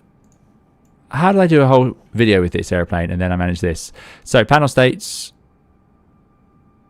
Let's go on APU. Oh, let's just get ready for takeoff.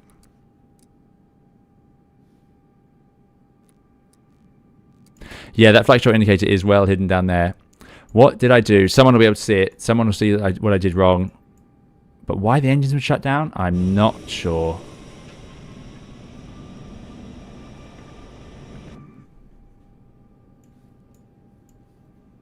I really don't know. There we go. It's starting up the middle engine, number 2. We did so well there. Fuel pumps. Fuel pumps are all on. Yeah. And it should feed gravity anyway. Feeding the engines. Yeah. Yeah, we'll keep an eye on the INS. Very good points. It looks like it's keeping information for now.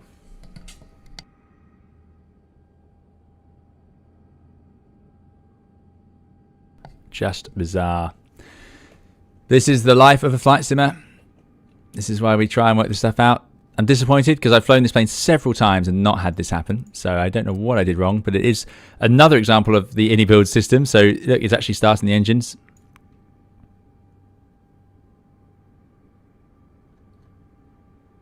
Which is pretty good, actually.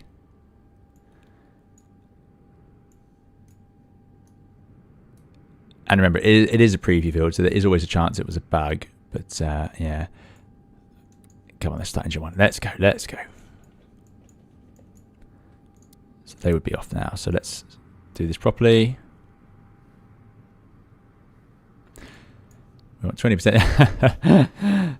This is why I just fly the 320 family, says Mark Burgess. Yeah, I know. But that's just because you're used to it. The 320 has lots of things like this that you could get wrong as well. You just know what to do with it. Fuel flow on. That's starting up. I don't understand. Unless the APU shut off eventually there. And maybe I hadn't swapped over power properly. I don't know. I just don't know, sadly. I'm going to get the engineer to do it for me. That looks good. As soon as that valve closes, I'm going to get number 3 going.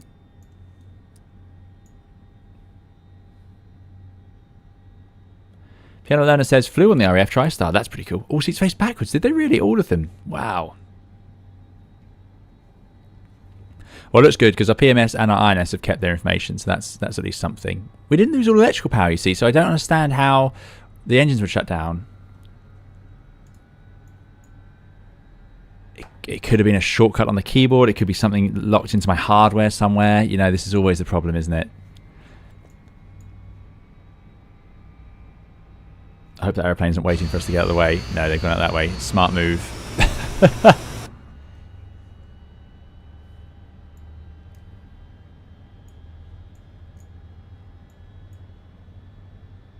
And I don't care. I might even leave the APU on. Why risk it? Everything else has stayed, so that is at least good news. Toga's still in. This is where these older airplanes are a little easier to live with, perhaps, than our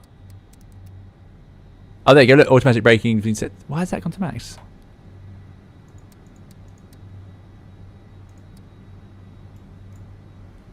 Right, engines are running.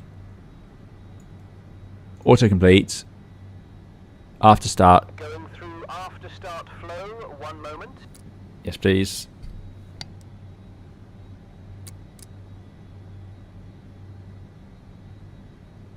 Captain, that last flow is done. Aircraft is set.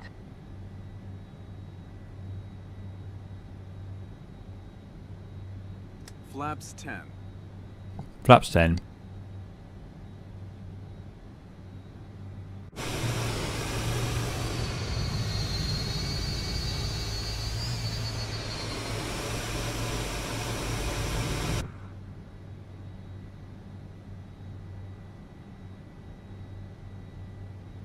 Okay, let's try this again.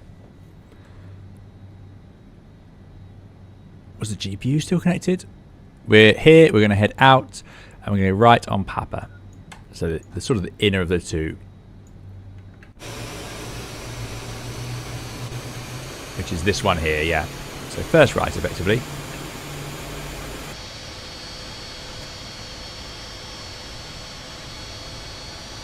See if we can get any further. We made it how many meters? Anti-skids. So anti-skid is supposed to come on later in the process. Oh, there you go. The engine it's turned on as part of that flow. The checklist says to do it later, but I suppose why wouldn't you want it on during the taxi? Some aircraft do get you to put it on later.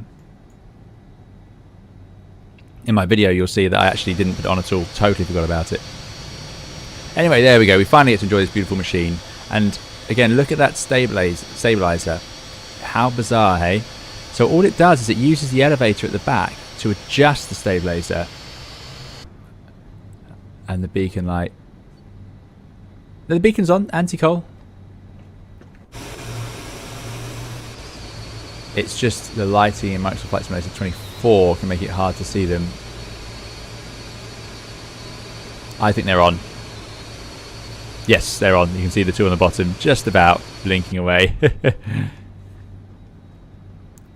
Yeah, congratulations on making it to the runway 1.5 hours in. There we go. But hey, we've seen 3 different ways to start up this aeroplane now.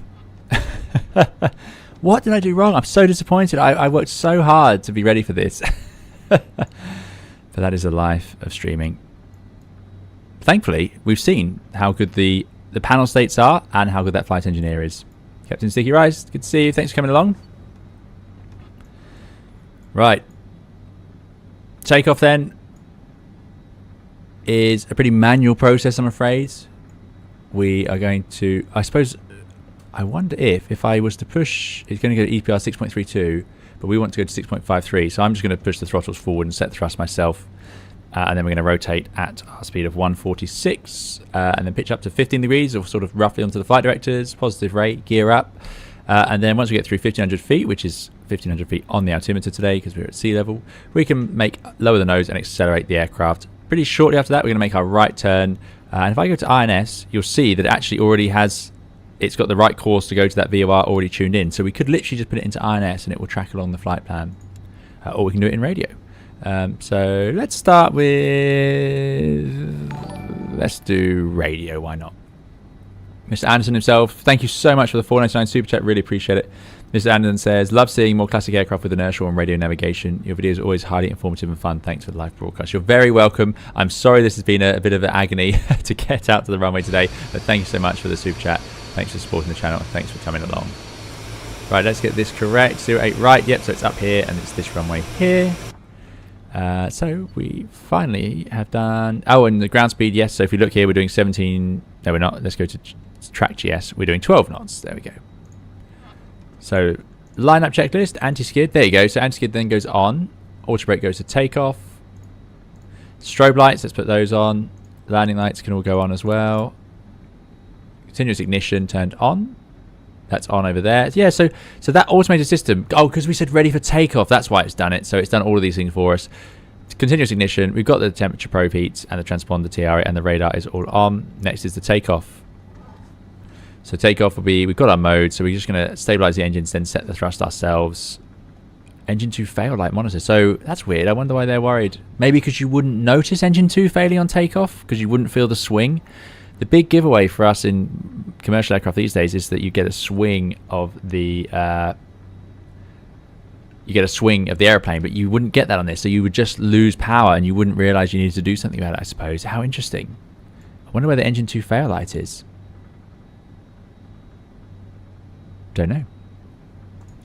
And we're going to V2 plus 10, maximum of 18 degrees pitch, and then we'll carry on flying. Okay, let's not get too bogged down with that. Right, is everyone ready? Finally. Miami traffic. Amtran 1011, taking off 8 right, departing southeast. Nope, they've done it again. Ah, okay. That makes sense then. This is being caused by the key binding. That is entirely my fault. That is what's going that's what's going on there. So it's VATSIM that's ruining us. Yeah. There we go. Solved. I am so sorry, everyone. That's never done that before. It must be tied into something in here. Wow.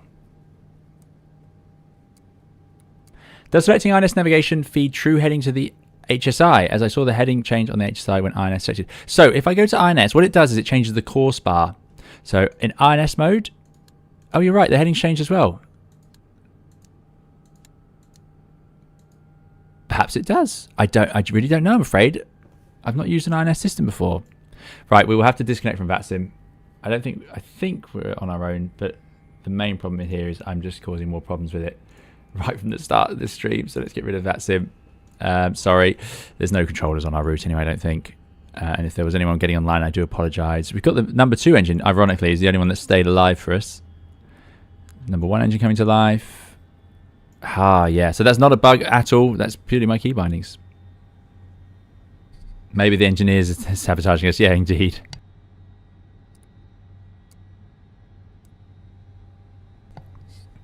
I don't want to sit and go through the controls. Oh, we could do. I can investigate it.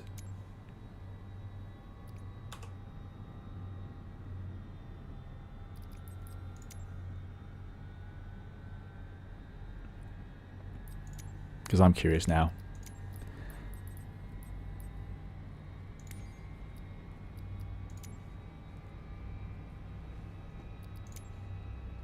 The key I've been using is F9. Does anyone know why that's such a bad idea? Yeah, look, it's something to do with fuel, isn't it? It's going to be like fuel emergency cutoff. How this has never happened to me before. There it is. Set mixture lean.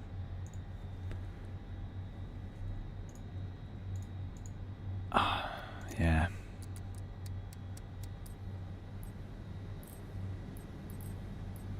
The engines are starting in the meantime, everyone, so I can only thank you for your patience. So we're not using that key again. Never seen that before. Right. Yeah, sensibility check, autocomplete.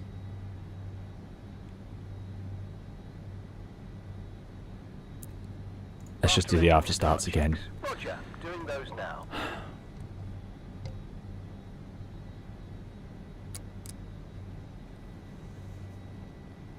Flaps 22. That last flow was completed as Flaps requested. 10. Back to flaps 10. Right, so everything's ready for takeoff because that's what we wanted. Anti-skid goes on. That goes to takeoff. Or not. And let's do lineup. Lineup procedures. Yep, doing that now. Hey mate, just got that flow done. She's all set.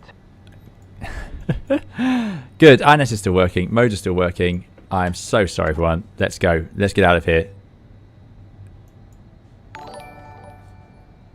And now I've lost control of engine number 3.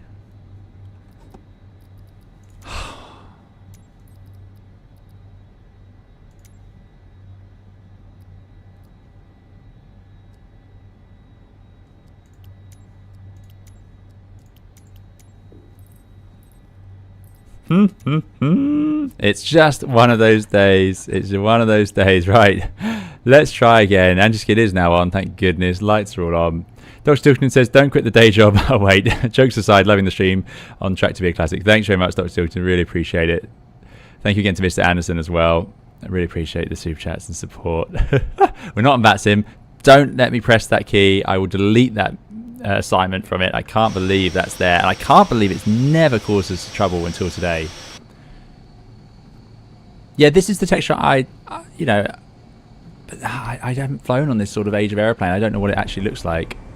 But it doesn't look like a modern wing anyway. But they were different materials, of course.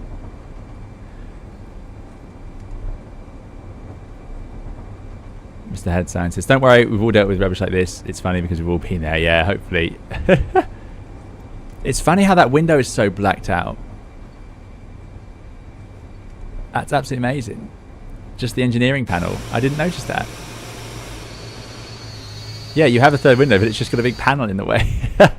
Okay, are we ready? Yes, we are, of course. Let's go while the engines are still working. So stand up the throttles.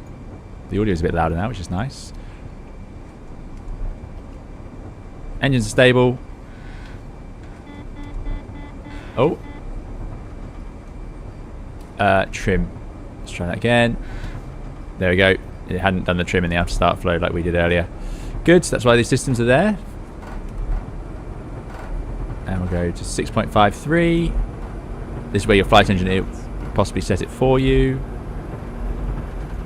Pretty good. Not bad. 300 knots. It does feel quite heavy, but also very sluggish on the rudder. V1. Rotate. Rotates.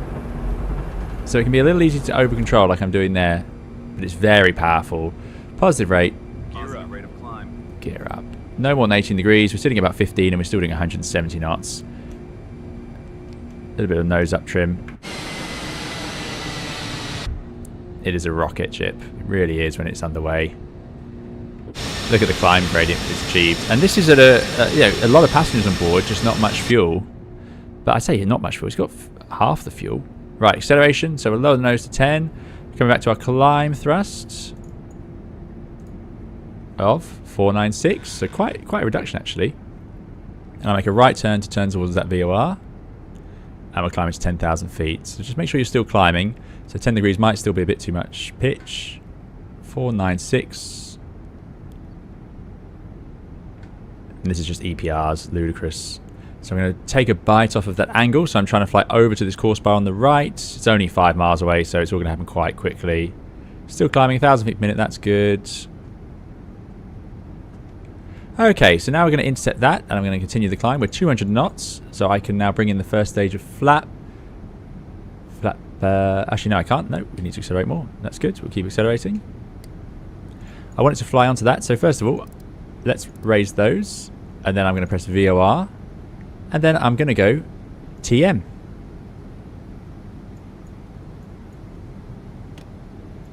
And it's closed the auto throttle, so that hasn't worked. So I'll go to AT. Now you can see it's intercepting nicely.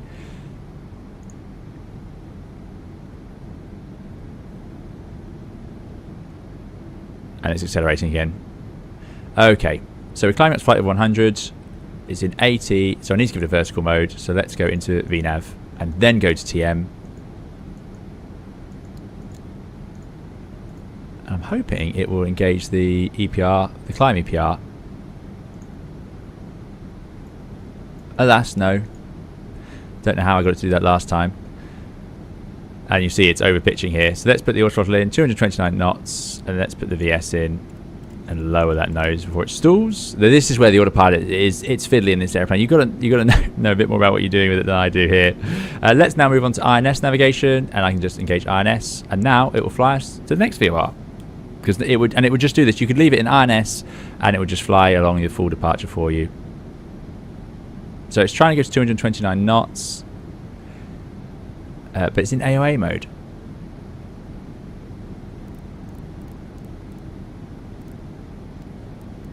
Let's accelerate to 250. Yeah, this TMS system is like it says, climb optimum. There we go. So EPR 5.535. So it seems to be ignoring that. Yeah, we can do IS pitch mode. I'm just a bit annoyed why I can't get this out of that. I suppose it would need to, because in VS mode I would expect this to go into speed mode. not angle of attack. Yeah, let's go IS.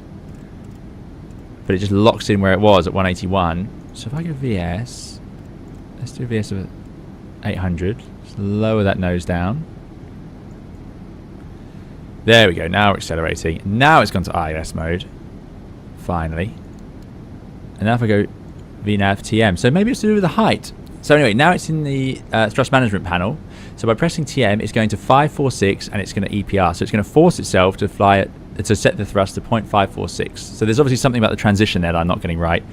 I then told it to fly in VNAV, which it automatically is choosing 250 knots, and it will automatically accelerate at 10,000 feet. This is where this airplane's very advanced for this era of aircraft to have all these features. Anyway, let's not forget the flaps. So we're through 218. So bring the flaps to 4, and that's up to 219. So actually, flaps up time. So now it should accelerate to 250, and then I'm expecting it to pitch up to carry on its climb, and let's just set the cruise in. Let's not mess around too much after all that. So there's something about the transition there. Again, when I made my video I had none of this trouble, so I don't know what I'm doing wrong. But hey ho. This is a complicated airplane. You'd have spent a lot of time studying the systems of this airplane. You'd have done a lot of sim checks, and you would have had 3 of you flying it. So I think I'm going to give us a bit of leeway with how well we operate it. But yeah, you've got to watch that speed. And here we go. Is it pitching up? Yes, it is. So it's bust through 250. It's pitching up. It's an old autopilot. It can auto land, but don't expect it to be perfect. It's not going to be as neat as what we're used to, definitely. I feel bad. I feel like I'm giving the TriStar a sort of a not very ceremonious flight. It is really good. That was my key assignments. It was my camera controls. All these things have messed me around today.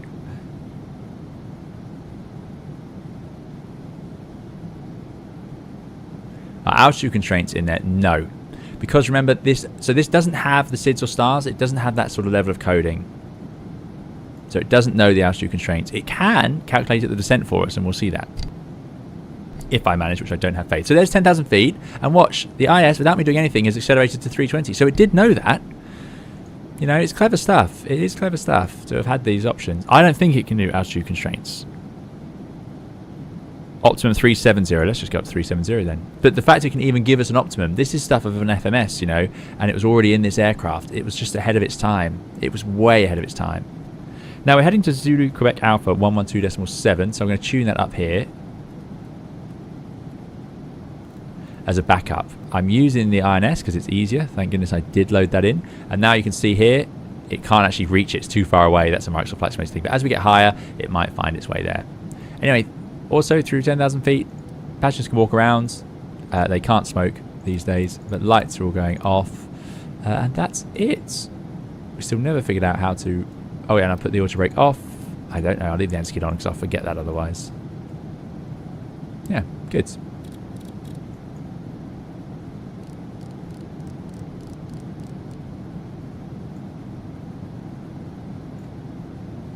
Okay. So now it's going to 320, and then it will keep its climb. It's a fast airplane. We'll cruise somewhere around decimal 83, 85. So it's quick. It's like a 777, which is pretty good going. But this generation, you know, you're looking at things like the VC-10, which were even quicker. So these are fast machines.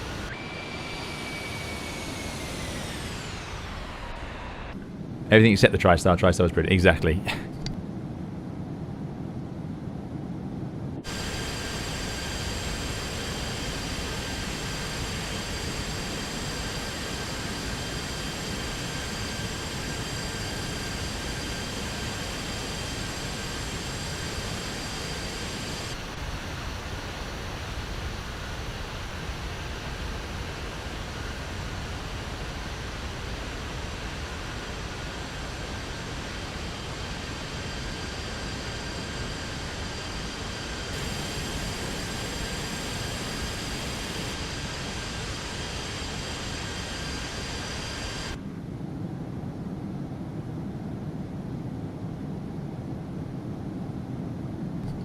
Someone said they wanted to see the cabin, so we will see that shortly.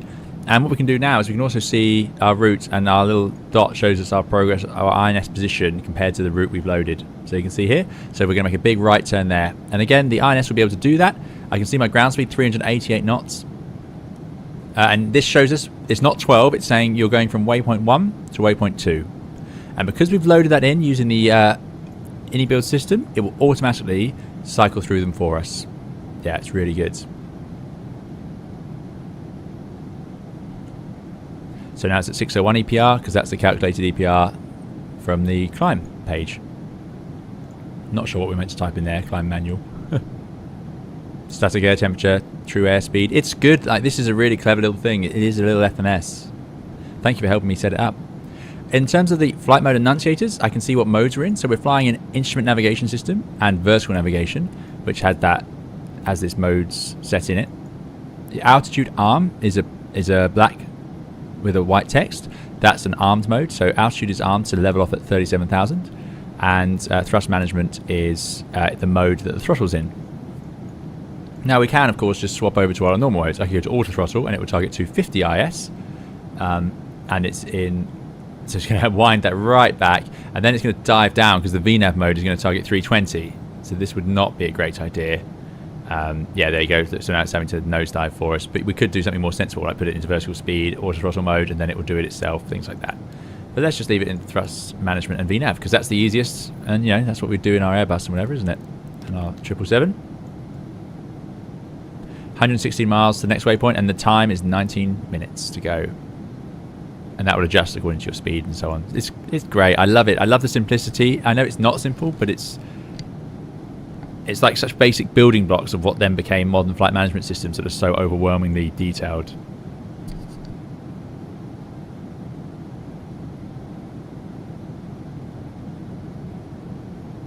MD says the TriStar was actually the first plane I ever flew on, so I'm very looking forward to this one. Yeah, it's great. And what you got to think is it sits in a really nice position in the market. You've got because we have the MD-11, but that is much more modern. It's a much more modern flight deck. This is old school. It's an old school aeroplane designed in the 60s. This is equivalent to having a 737-200, which we do have some versions of in flight simulators, but you don't see it very often. It is of that era. So what's great about this is you get a long haul, you get a heavy jet, and you get a retro jet, but it does include a VNAV mode and IniBuilds. It's a genius move to put in. I love an add-on that has a unique feature. The TOLIS has the unbelievable situation save replay tools that work so well, and you can just practice things over and over, and their failures. And IniBuilds of this one have done a really clever thing by bringing us a retro jet with the Flight Engineer, which I know we have seen in variations of, but the Flight Engineer combined with the fantastic INS loading of the waypoints, so you can have SIDS and stars.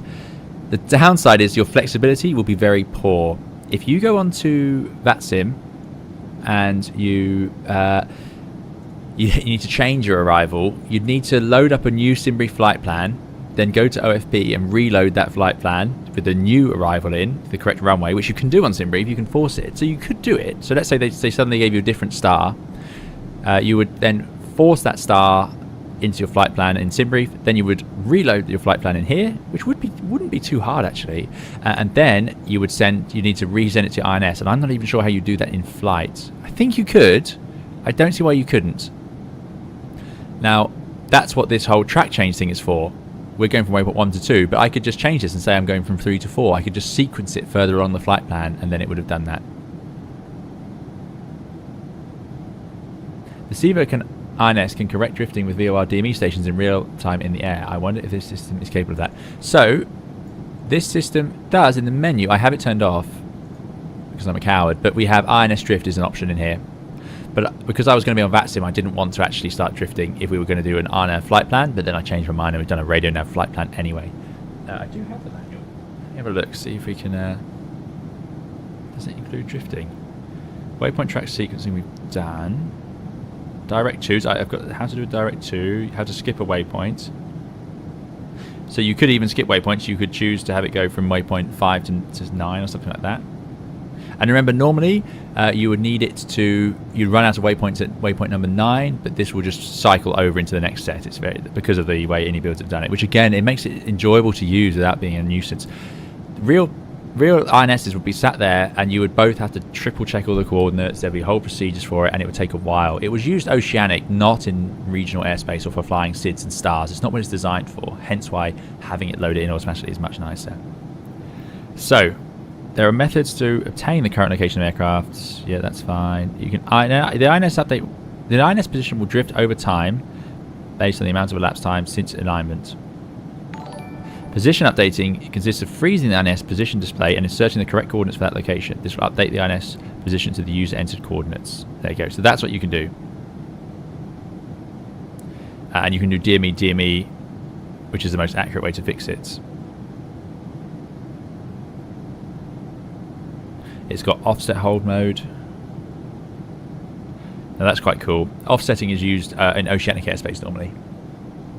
So yeah, it can do that. This is an advanced feature. So it can inset to maintain a route offsets left or right of track. So you just put it into cross track. How do we do that? Let's have a look. Cross track, there it is. Press 1 activates offset entry, followed by 7 left or right. So I say 1, and then let's go 7 for left or 9 for right. Let's go 9, hence the R. And then we'll go 2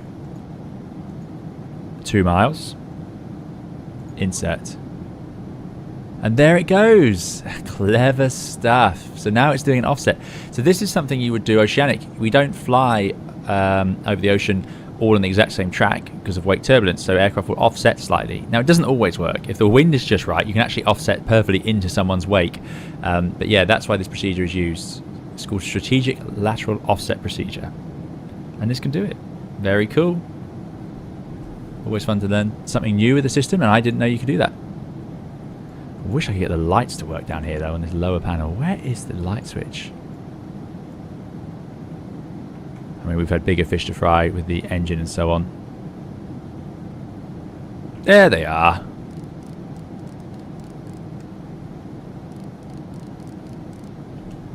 That's better. Mr. Anderson says, that's super awesome. Didn't know it could do offsets. It is a great feature. Yeah, it's a cool aircraft indeed. Dougal says, I see the word unable getting more use on VATSIM. Yes. Yes, indeed. Also, this is an awesome route. We're going straight to the Bahamas. We're doing a Stevino Ganevo route today.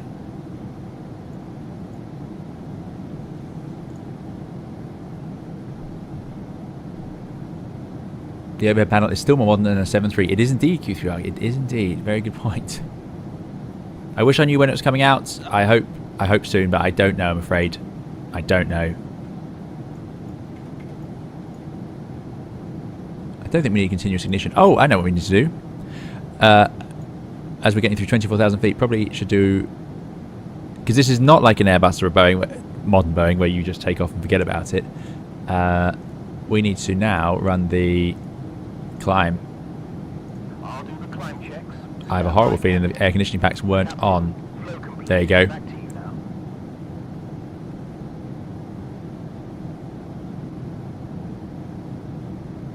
now. So we'll let that figure itself out. I'm not sure this is all completely correct with the way this works at the moment. I've seen it do some funny things, but oh, I need to set this, don't I? Might explain it.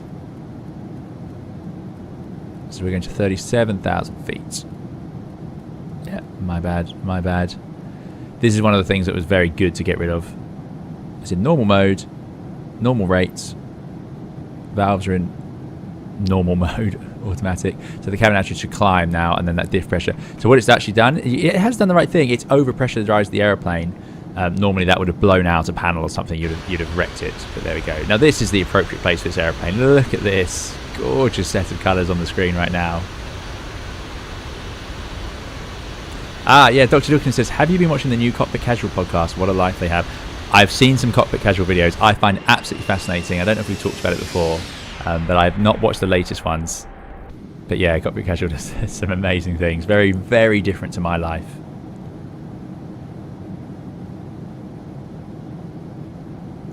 Right, let's just check. So 7.1 EPI, which is what it's doing, and it wants to do Mach 0.82. Look at that, and it says M. I love this. It's like a really, it's like a PFD. It's just giving us all this information. I love it. It's going to struggle to get to 8.2. It's going to be right on the barber's pole to do it.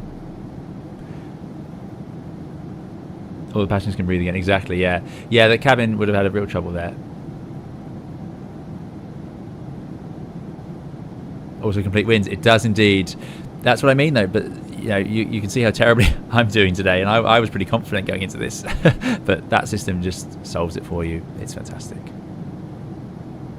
Okay, back into the climb at 8.2. Excellent. It's got some oomph, this jet. It really does. Oh, that's unreal. Look.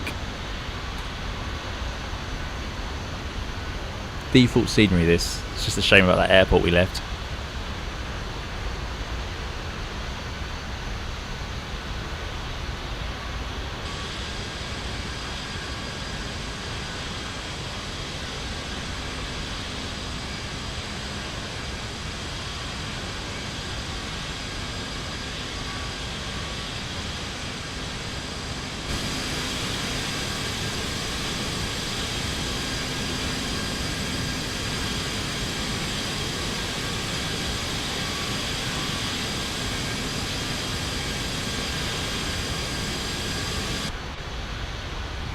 Absolutely love it.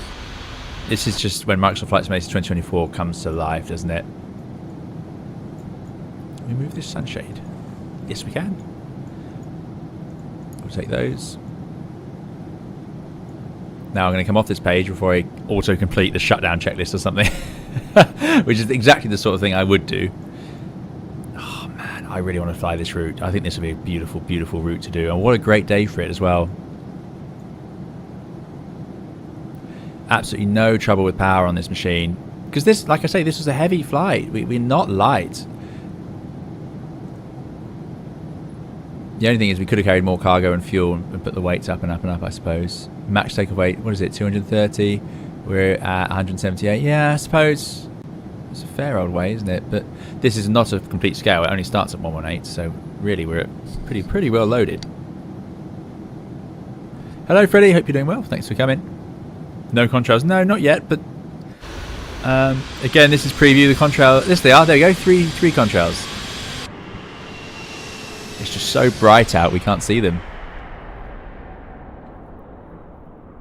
Oh, that's chase plane causes those engines to pop out. Look at that. They look really cool, actually.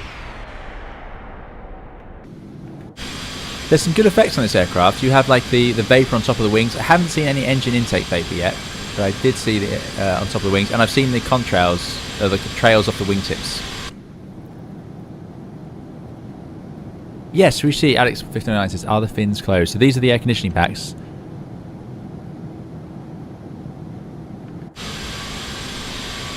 Let's see. Nope. Looks like they're open. They all seem to be about as open as they were earlier. Possibly because the packs are running quite hard, having left them off all that time. But yeah, the cabin shouldn't have pressurized. We should have actually. I assume there's a way to get a cabin altitude alert, but maybe they stay open. I really don't know what this aircraft would have been like, because look, our diff pressure is still too high. Cross speeds are off now because the packs are being fed by their own engine, so that makes sense. That's absolutely fine. I'm not going to fiddle around with this panel too much. I promise everything went much better when I first flew this airplane and when I did it for my video. What's this light telling me? Why is that lit? I want to check that as well. I will check that. Anyway, let's get rid of the offset. So how do I do that? So, because I don't want to fly the whole route offset, because the things get really confusing. You use offset on, like I say, oceanic airspace typically. It's rarely used otherwise. Or you might use it to go around weather.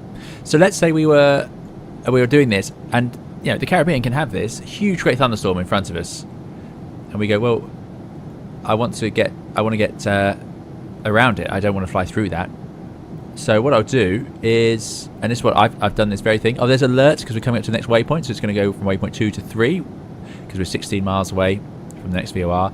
Remember, we're seeing it over here because I've tuned in that VOR, but that's my backup. you could easily do this without any VORs, and it would just do waypoint to waypoint.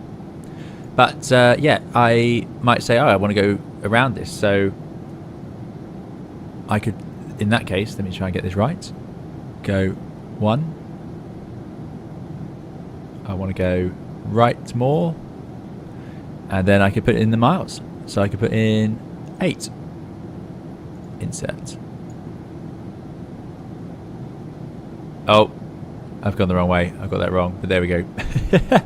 And actually, I want to get rid of all of that. So how do I cancel it? The right numerical display will show you the track angle error. This will increase as the aircraft turns to insert the new track. So there you go, sequence waypoint 2 to 3. So it's going to make a hard right now, which I've confused it by doing the offset at exactly that moment. And I've seen, again, I've seen weirder things from the 777. Oh, gorgeous. Fantastic. Love it. That should be the thumbnail for this video.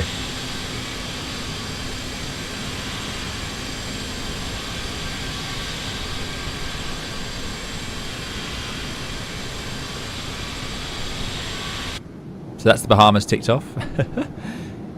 Have got to keep doing the heading bug. Lockheed didn't solve that one. Lockheed moved on from this, by the way. They hadn't done civil for a while, since World War II, so they thought, oh, we'll get back into civil aviation and we'll do it better than anyone else. Unfortunately, this airplane was expensive and sold badly because it was late to market compared to the more cheaply made, you could argue, DC-10. I say cheaply. The DC-10 was not made with such an engineering effort as this one, in the sense that it was made with a huge effort. I'm sure the engineers worked on it, put massive amounts of effort in, but what I'm saying is that there was more money to be spent on experimenting with new things in this aircraft. As a result, it was slightly later to the market and therefore expensive. It also was overweight slightly, which is always a problem for airliners because it means that it's burning too much fuel and can't carry the weight and payload, so the airlines can't make the money. So it's a double whammy. You're costing more fuel and you're not getting the revenue onto the airplane. So they had to introduce a sort of increased weight version. Right, 35,000. Out arm is still armed. So make sure we level. Oh, and a really good idea is to set standards. There we go. Before we level off. Again, this is where this airplane will get you. It's these little things that you don't get in a... You get no warning. It doesn't go to amber. It doesn't warn you that you haven't gone to standard. You know? I'm curious what mode the throttle management will go into. Thrust management will go into. Course bar now completely useless because the course bar you see is hidden because we're in INS mode.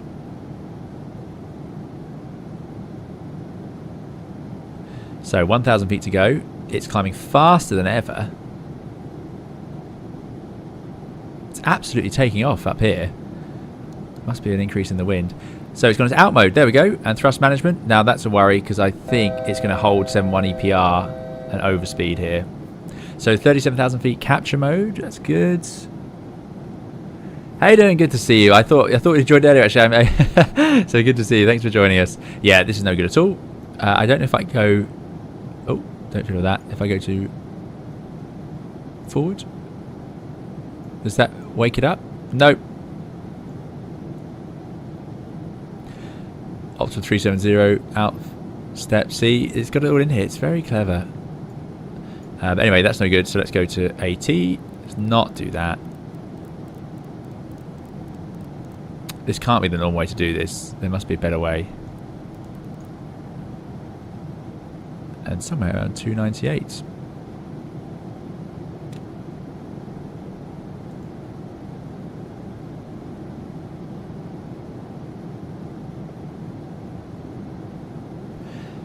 Damien says, how difficult do you think this aircraft will be to fly routes on Maxim? It will be fine for flying routes until you start getting either a change in the arrival or a direct. So it could be stressful, so I would practice first. Things like, if they said to me now, route direct to, and they really could, route direct to... So we're currently flying towards the Uniform Hotel Golf VOR, which is actually in Cuba, so I don't want to miss it, at 116.8. Let's put that up here. So if they knew you were on radio navigation, then that would be absolutely fine. Yeah. Oh, we're going to overburn a bit trying to do 8.6. This is a quick aeroplane. I'm pleased. I'm pleased with our choice today, actually. So what speed are we doing? 250, 60, 70, 80. We're doing 280 knots. Now, I'm not going to sit at max thrust, so let's do 265. We were planned to cruise at 8.3, so we'll overburn massively if we don't do something resembling that. These last few knots is where you really overburn on the fuel. Dougal says I get a lot of directs on VATSIM. There you go. So yeah, I know you'd have to you need to know your flight plan, and then you need to know your waypoints. So you could use it because the SIDs and stars are in there, but again, if they change runway, you'll need to go into the sim brief, change the SID, and then load it in here. Yeah, so the other thing you have is you do have this. So this can help you because it shows me the numbers. There you go. Look, INS number 6 is Papa Juliet Mike.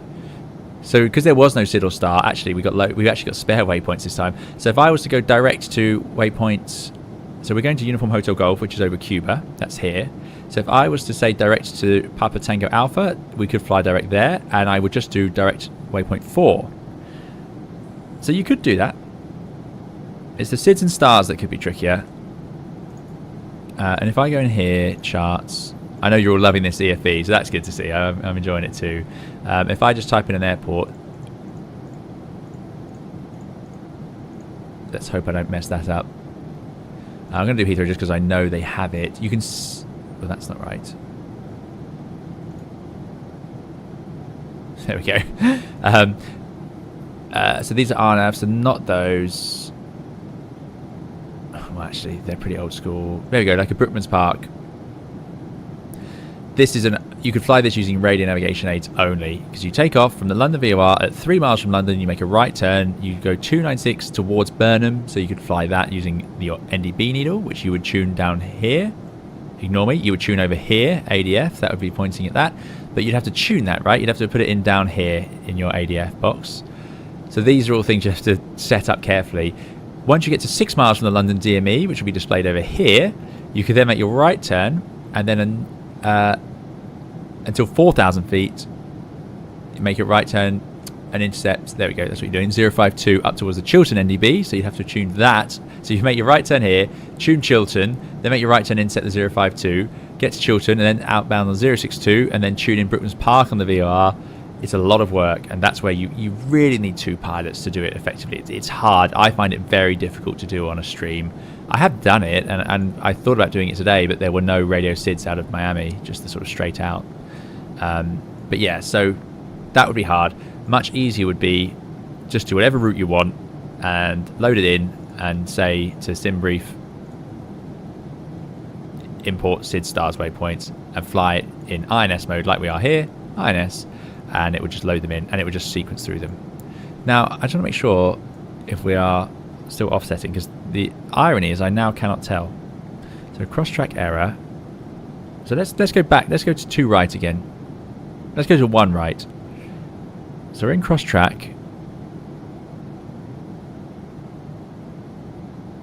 I want to go... You're going to start by pressing 1. Then I'm going to go right. And I'm going to go 1 mile. And it's funny, I think it can do decimal places. And there you go, now it moves over to the right. Okay, so we must have been back on track. So let's just go, start the offset. I want to go right. And I want to go 0, 0, insert. There we go. So that's 0 miles, that's on the right track. Right, what are we doing now? We're doing 8.1. It's a little bit slow, but that's fine. Let's just up it to 270 then. What do I need to put in here? So Optimum 37 is what we're doing. Step, it doesn't have a step in it. Yeah. It's even got an alternate page. This is a clever thing, that. So if I go to track ground speed, we're doing 507 knots. We are roaring along, and I should be able to see the wind, because it's an INS. If I go wind is 079281. So we are getting a crosswind. So if I go to track 170, yeah.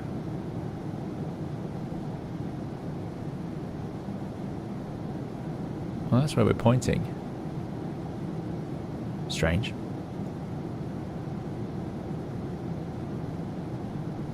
.171.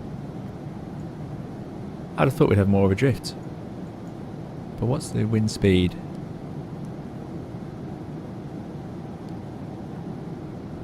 Oh, hold on. I'm not looking at this right, am I? Oh, the wind is 281. 80 knots, is that right? So we're pointing 175.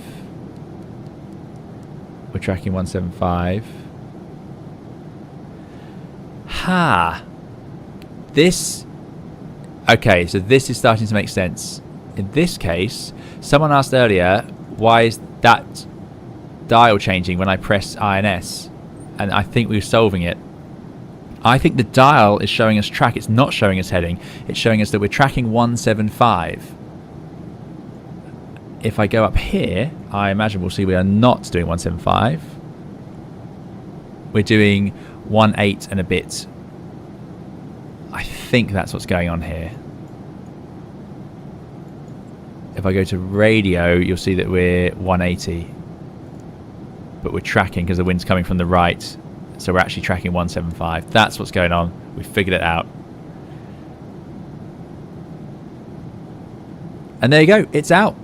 This is now a release party. So please don't all leave me. But you're welcome to if you want to go and fly it. But yeah, there you go.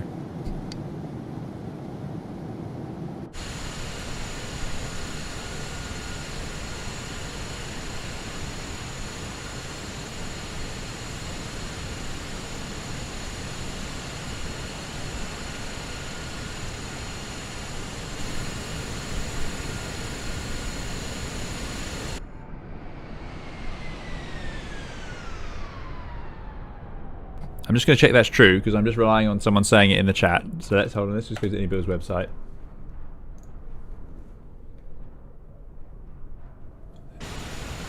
No, it says sold out still.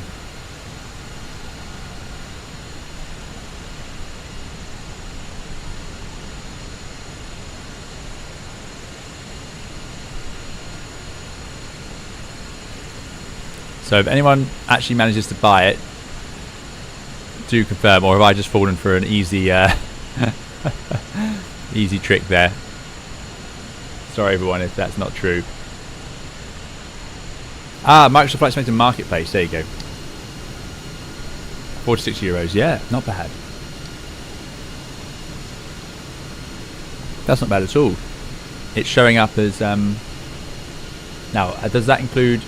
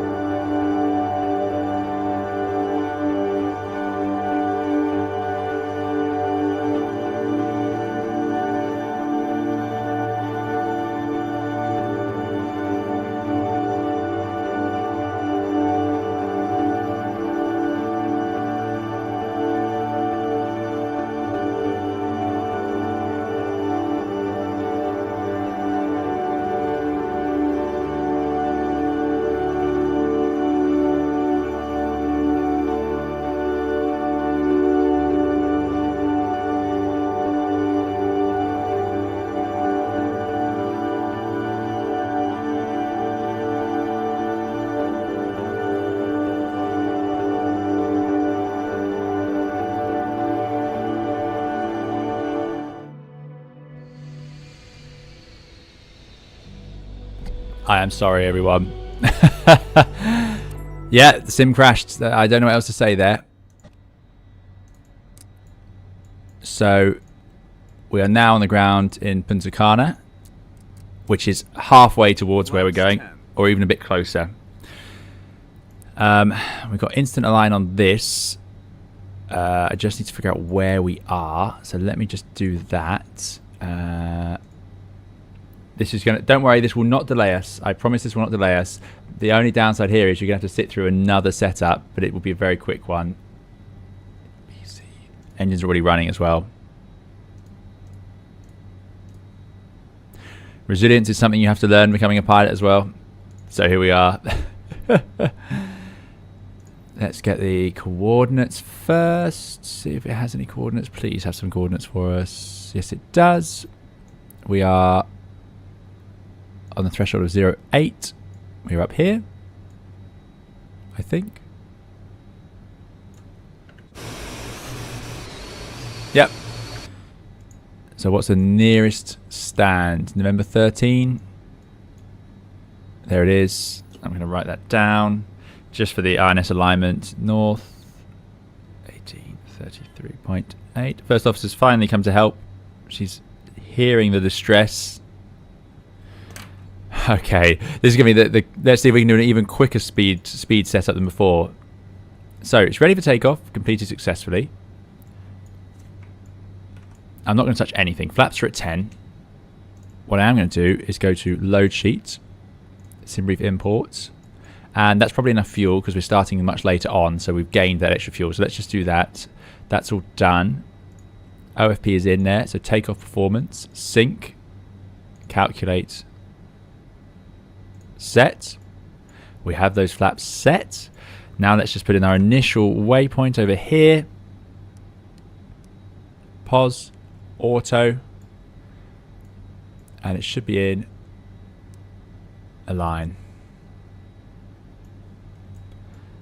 Now I'm going to put the initial waypoint in.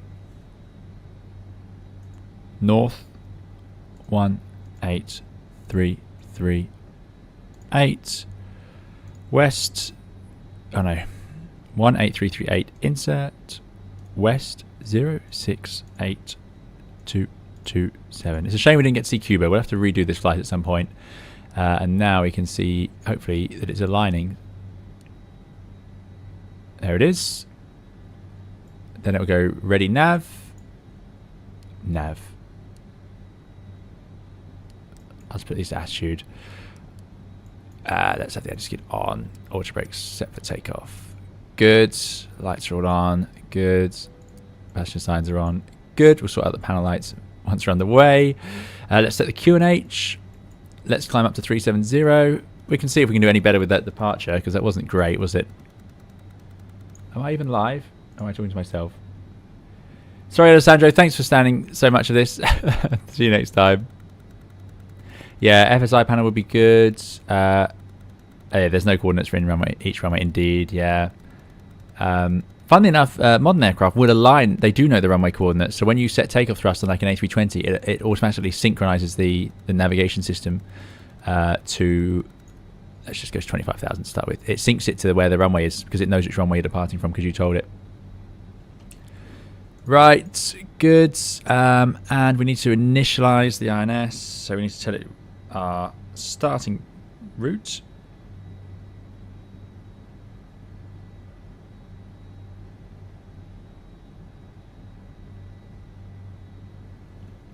So it's in auto. It's in nav mode. And then I go to track change. 0, 1, insert. Oh no, I can't do that because I haven't given it the waypoints yet. Hold on. So now it's loading in all the waypoints. But you can see it's starting from here. So this is going to be interesting. I don't actually want it to go from 0 to 1. I want it to go...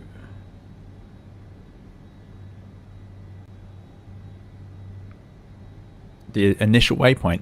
So I want to go to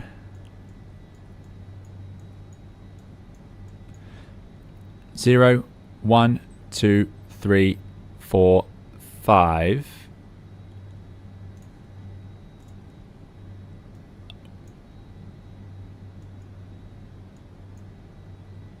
4. I want to go to waypoint number 4. 0, 1, 2, 3, 4. So let's initialize it. Let's go from where we are now to waypoint 4. And now if I go from radio to INS, that is left of us, but that's fine. It's slightly behind us, but that will give us a bit of a time to get there. Good. Okay, flight director's on. Toga button. 25,000 feet. And let's put the time in.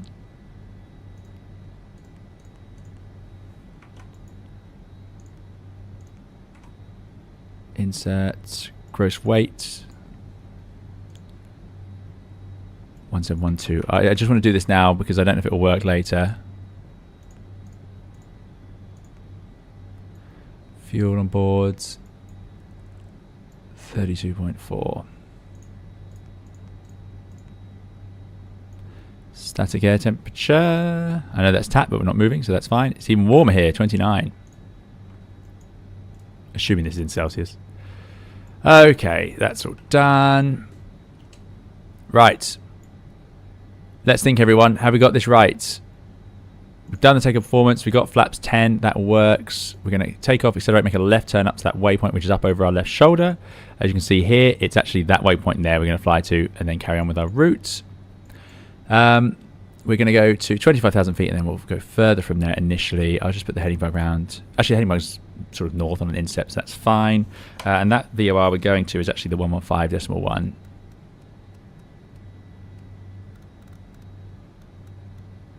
Okay. So it's in AOA mode, and we need to do V2 plus 70, so 222. Set that in here.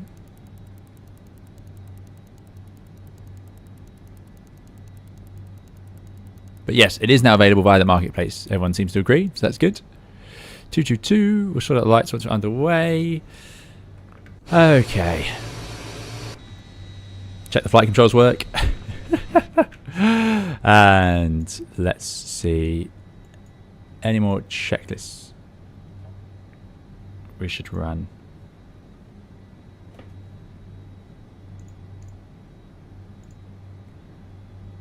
Let's do the lineup. Yep, doing that now. And this time we'll remember the climb checklist, so we actually pressurize. Got that flow done. She's all set. Okay.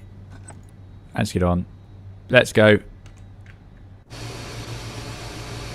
Stand up.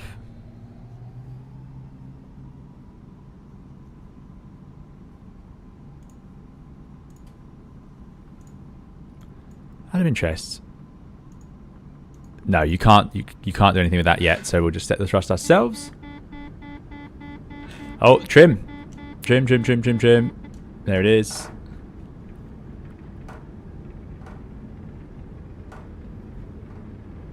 More, more, more, more, more. 633. Need all that thrust. 80 knots. It's quite a high thrust setting this time. Almost at the maximum, but it's a hot place. There we go. Roughly set. V1. And Rotate. there's the rotate. It's very... The rudder is going to catch people out, I think. But there we go. Positive rate. Gear up.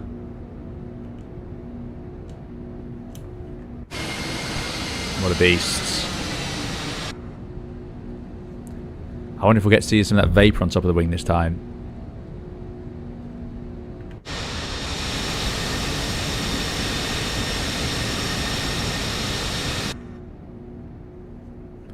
So 190 knots through 1500 feet. Let's lower the nose to accelerate.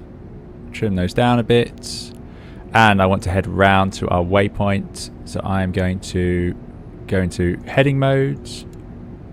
Autopilot VNAV. Heading. Let it fly round. And I'm hoping if I go TM... No, it's done the same thing. So I don't know. It must work a bit later. Maybe we need to be a bit higher up. So let's leave it at 222. Well, let's not even leave it to do that because it's not trustworthy. Keep the thrust on. Yeah, this sequence here, this is the trickier bit. So we're making a heading round, and then if I just hit INS, it should laterally fly us towards that waypoint, 150 miles away. I think the overlay is accurate, so hopefully that will show where we actually are.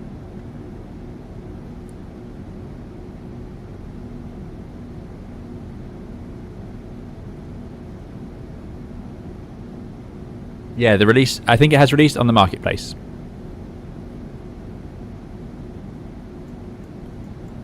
And maybe if I press forwards, climb, and then try. Nope. This doesn't want to know yet, does it? ISTM? Nope.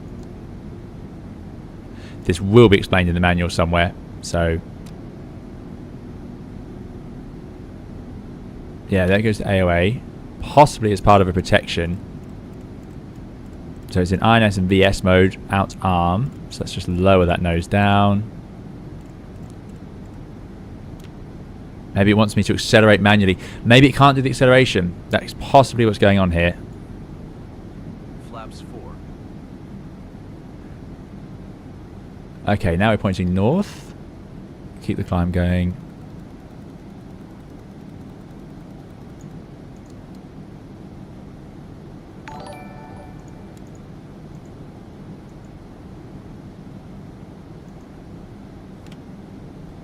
Just give it a boot forward thrust now.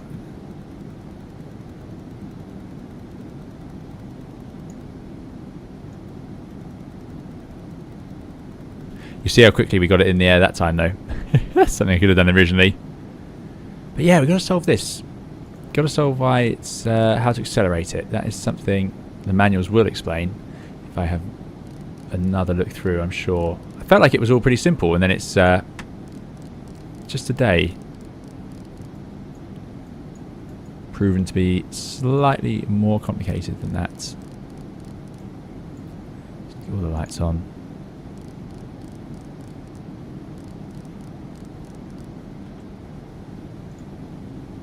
Yeah, see, look, this is where it can go wrong on you. Look at that pitch. So I'm just going to push that nose down because that's ridiculous. Still haven't accelerated even. So we go to VS mode, 1,000 feet per minute. This is where flying it yourself would be easier. Because you see, it's not even doing the 1,000 feet per minute I'm asking it for. So I'm just going to turn that off. Let's lower the nose. And I don't think this is an issue with the aircraft. These autopilots are fiddly, and if you don't use it properly, it's not going to work. So let's just get this right. Let's accelerate and clean up. That's going to be a good place to start. So I'm level flight. We do a gentle climb. Get some thrust on. Climb thrust is going to be 0.59. There we go. So we can go to 0.59. Gently climbing. Gently accelerating. We can't quite bring in the flaps yet. Very pretty machine though. Even if it's making us work hard today.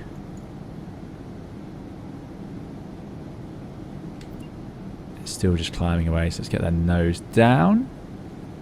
Yeah, maybe it's the flaps. I was thinking that as well.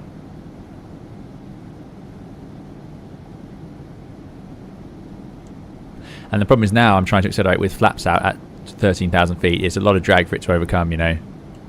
Maybe I need to press forward the climb page on this. But then it just does this silly thing. So I really don't know. Just turn that off and just keep the thrust up.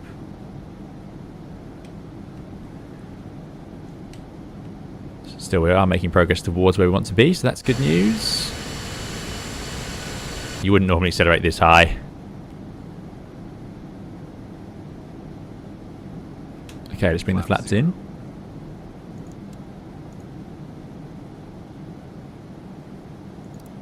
Just not interested, is it, in the VNAV mode? Why is that? Ah, is it they needed the INS in there? Is that the difference? Anyway, finally. I really don't know. But you see how it's pitching all over the place. The speed should start washing off. It is getting it under control. You can see the yoke going forward. It's just quite lazy doing it. Let's do the climb checklist. I'll do the climb checks. Stand by, Captain. There's that passive aggressive tone. And let's go on to standard. Oh, we can't do that yet. Now set to your specifications. Right, lights off. Passengers can walk around. No need for a logo light today. No need for the auto brake there. And we're underway. Aviator says, recently got into the long hauls in the Ini A350. Should I branch into 777s? I would say so if you like flying a Boeing, and I like the 777 a lot. Nice texturing on this airplane. These are a little bit bland with the light like that, but overall, it's a nice sort of matte effect.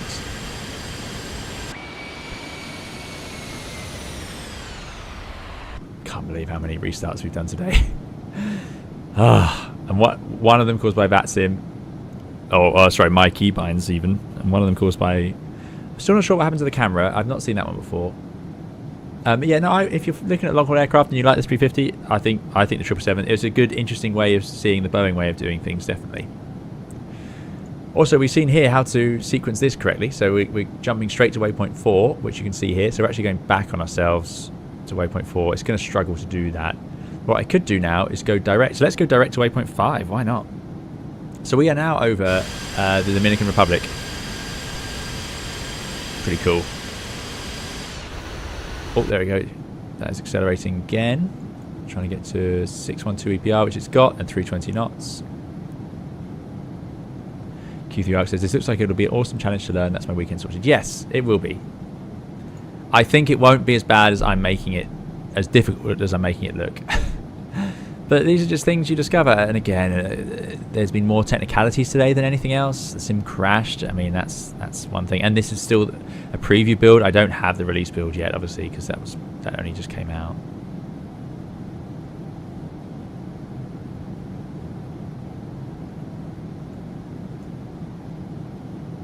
So it's through 320s, and now it should start pitching up. Good. So yeah, we don't need to fly all the way back there. So let's go a direct 2. So put them all in auto. You need them in auto mode so they're all connected. Track change.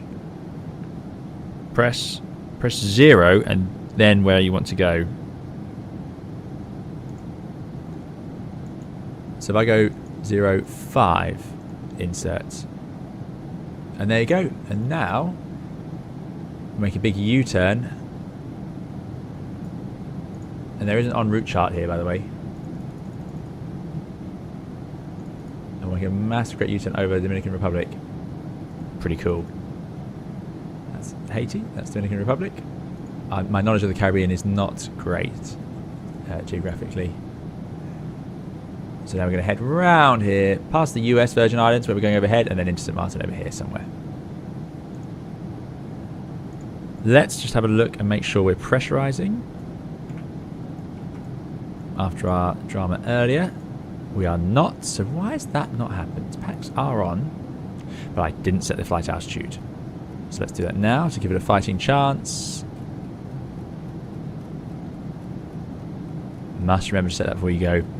And we're going to 370. Good. 370.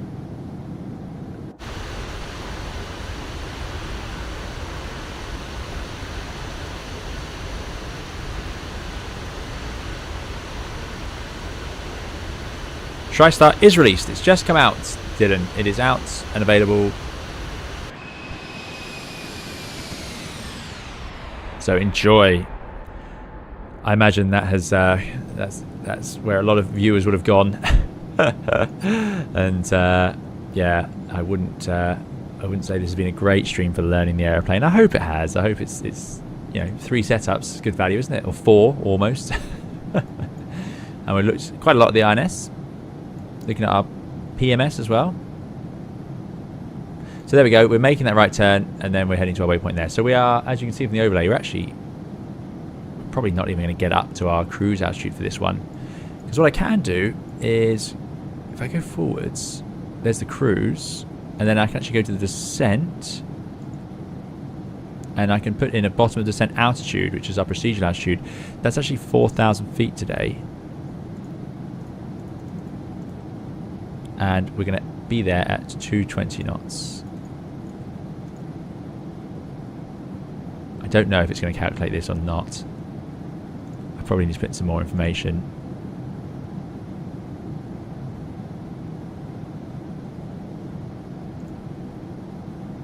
Can I tell it the cruise level? Let's just cruise at 300. I think 300 is fine for this short flight now.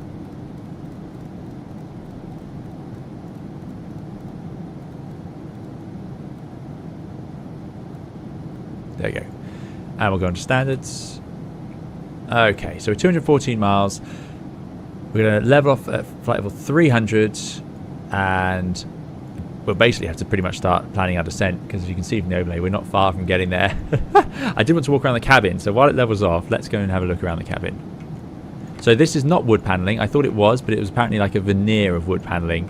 And the commentator who said that had worked on this aircraft, and they said it's a very groovy aeroplane. Because yeah, you don't see finishes like that on aircraft these days. That alone makes this a cool airplane to jump into. I love it. But as we look around, you have one of the strangest cabins I've ever seen. It is just wide open. It's really something. You've got these huge lockers over on the side, and then nothing in the middle at all.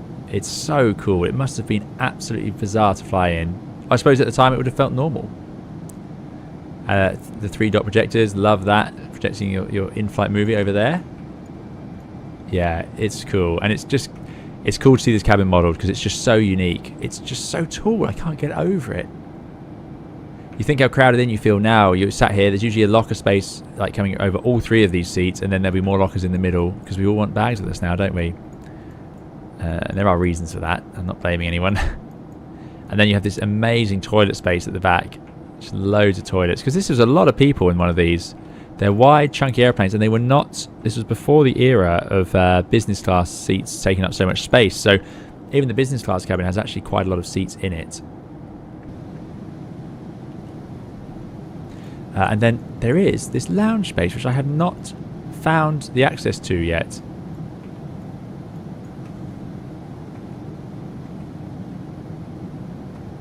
I'm just going to cheat.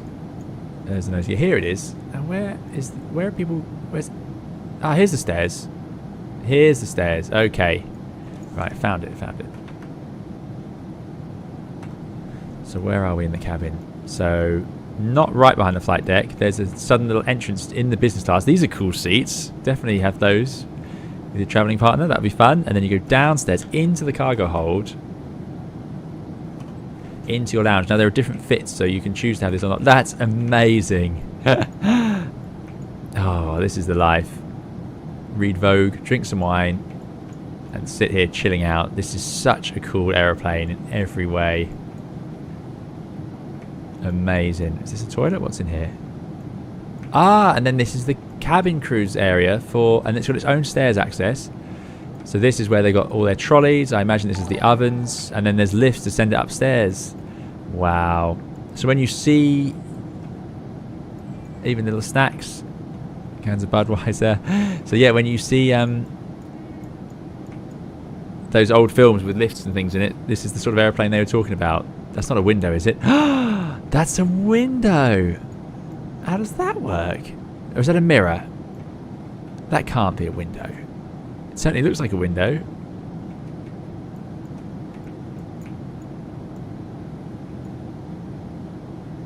Maybe it would. Maybe it was. I don't know. It's not on the exterior model here anyway that I can see, but that might be because the exterior model doesn't change so much between the different types.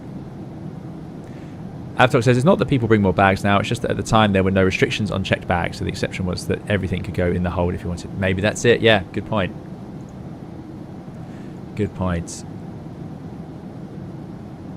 Right. Let's tune up the VOR. So we're heading to 108.6.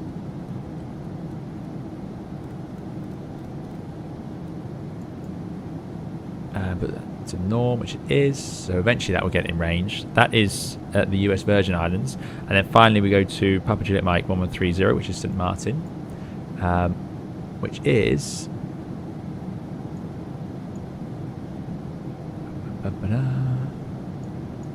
this right.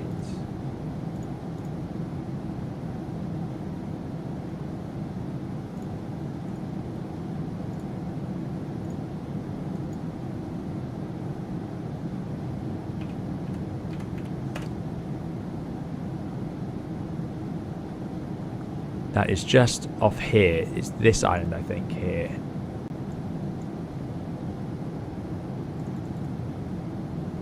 So, yeah, we are not far at all, actually. I'm wondering if once we level off, it will come up with a descent for us. So if we're going to be at 30,000 feet, we need 90. We need about 110 miles. So we will have space because we've got another VOR to go. So that's good. Okay, so we've got a bit of a plan. There's not much to do to set up the airplane for landing. We'll do our landing performance and get the get that set up. It's easterly winds today, so that works for landing on runway 10, which I want to do. I could put in the current weight of 168, so let's say it'll be 160. Enter, and landing elevation is 0. Calculate, and then it does the speeds, and then you can once again say set, and it will set them on here. So we're doing a VAP of 152.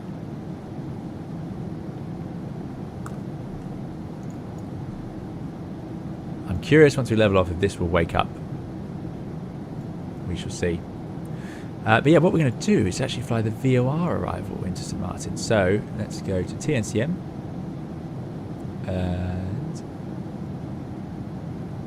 Instrument approach chart, VOR, and I'm going to fly it fully procedurally. We're not going to do a VOE arc, so we'll do the X-ray, which is really quite something. There is also a Yankee, but it's not showing up here, so I'm going to pin the X-ray. We'll do that one. Yeah, so we're going to arrive overhead the airfield, overhead the Papa Juliet Mike 1130. The hold is 308, so that makes life easy. So we're going to arrive. Do a sort of hold join and then head outbound on 308. 2 minutes outbound, descend to 1600 feet. After 2 minutes, make a big left turn in to intercept the 096 inbound. And once we're inbound at 4.8 miles from the Papa Juliet Mike, we'll begin our descent at 3 degrees. Yeah, it's cool. And that gives us 3 degrees. 4.9, 1600 is where we begin our descent from. So just before 4.9, 5.2-ish. I'll set the vertical speed down to match our ground speed. At 150 knots, I'm looking at 800 feet per minute, aren't I? We should be visual by then, so then we'll eventually disconnect. You have to disconnect the auto throttle for landing as well. There's an altitude alert as we get close to our altitude window.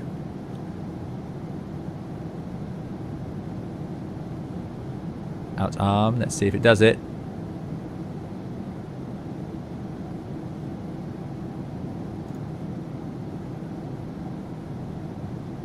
Is Artemis 2 launching tomorrow? Fantastic, I will be excited to watch that.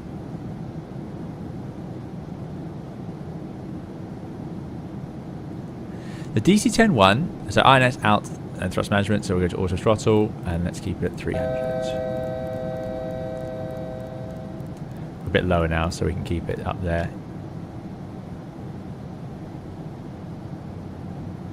Come on, forward, forward, forward. There we go. Yeah, Artemis 2 going to the moon, that's amazing. And yes, DC-10, that won this spot because the DC-10 was a bit quicker to market, a bit cheaper. And yeah, this airplane was a bit overweight, a bit delayed, so these things can add up against it. And of course, ETOPS came along shortly after as well, where you didn't need 3 engines to fly long distance routes, whereas this could obviously fly out to Hawaii in places, which is something ATA did with it. ATA Airlines, by the way, I didn't know much about them, I just knew this livery, like I said at the start of the stream. But ATA had DC-10s and TriStars, which is quite remarkable, quite unusual, but they got them cheap off of TWA, I imagine. And who else did they get them from? Delta. So they were ex-Delta and TWA aircraft. They didn't buy them new. Which would explain why I saw them in airliner world when I was growing up, because they would have been quite old by that point as aircraft, but they were on their second life, as it were. So we're in the cruise. So now the next thing is, does this thrust management show us any descent information?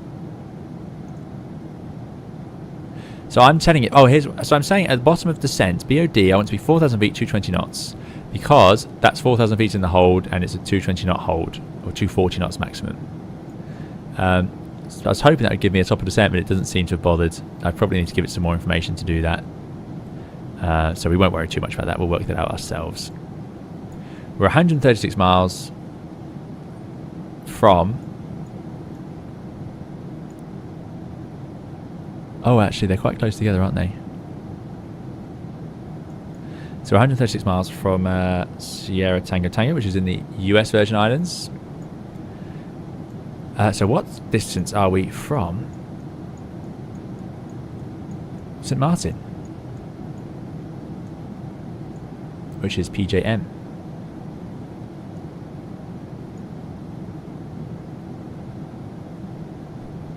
Distance. So top of descent, 194. It's quite far. And then 110 miles to St Maarten. So basically, as we get over St Thomas, that's where we'll begin our descent. So at the next VOR, we'll start a gradual descent down. So we'll be ready nice and early for our arrival into St Maarten. What this will do then, so next VOR, we'll start our descent, and then we'll arrive overhead. And this is where this airplane could be a little bit fiddlier, working out top of descents, things like that. Yes, you can have the waypoints, but it still takes a little more thought. They have put in this helper. So start altitude, end of descent altitude, which is the same things we put into that little box as you saw. 3 degrees, calculate, enter value numbers, 30,000 feet, 4,000 feet, glide path, 3. Yeah, it needs, it's because it's a little bit less, so they've just done three times really. If I said 0, I wonder if it would just do. Yeah, not quite, but there we go. So yeah, 90 odd miles plus a bit of room to slow down, which is what we'll have. And we'll be able to see that, by the way, because as soon as it sequences the next waypoint, we'll see the distance to it. So we're 13 minutes from the next VOR. We do have the VOR 108.6 tuned, which is what we're heading towards, but we're too far away from Microsoft Flight Simulator. I think you would be able to pick it up probably by now, but anyway, it's not showing up. So the tricky part of this is how we're going to do it, how we're going to fly this approach. So we need to arrive at this hold. Now, the way this chart's drawn is a bit annoying. It's not actually as nice as the Navigraph style chart.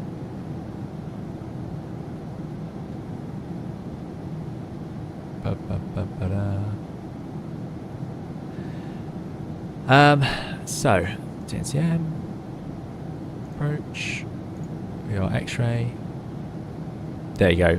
So the Jefferson style is beneficial because we can actually see what we're doing here. So you can see the hold, that's the same hold, is overhead of the PJM. So we're going to arrive something like this, aren't we? Or maybe even a bit more easterly into the hold. Then we're going to head outbound, round this turn, and then in. And then we could fly a hold and then head out like that. That would be the easiest way. Or we can head in and we could do a... Actually, are we in the right angle range for an offset? Depends what angle we come in at. Is it going to be obvious on here? Oh, we might. No, we're only in range for a parallel. So we're going to fly overhead, head the reciprocal of 308. Let's try and get that right. But we're going to fly outbound on 128. There we go. Make sure we get that right as well. Oh yeah, which is actually written on the chart if I had bothered to look there.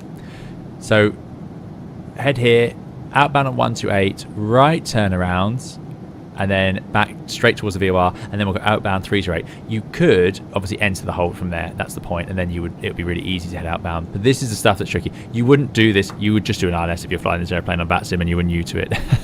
I'm making my life really, really difficult here. And I would say for my own and your amusement, I hope it is amusing for you, given how many times we've restarted.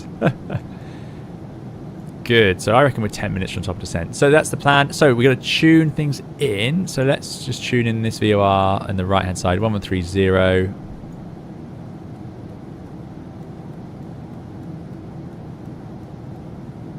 And the inbound course. So the course of this procedure starts off as 308. But we're obviously not going to do that. So we're going to come in and I'll just head towards the VOR, whatever course it is. So actually, there's no point me having that set to 308. I'll put 308 on the other side so we have that ready to go.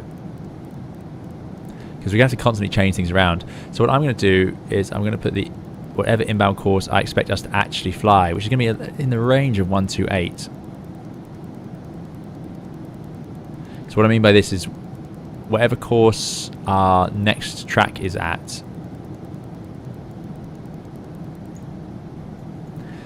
that's what we'll use. So in 88 miles I'll be able to know that, and then we'll fly that towards the hold, and I'll go over from INS and I'll swap to VOR mode, and then we'll fly towards the VOR, and then we'll do that little hold, and then we'll head outbound, which I'll use 308 again in VOR mode, We'll descend down a vertical speed to 1600 feet, and at 2 minutes, the clock is over here, you can just time it by clicking.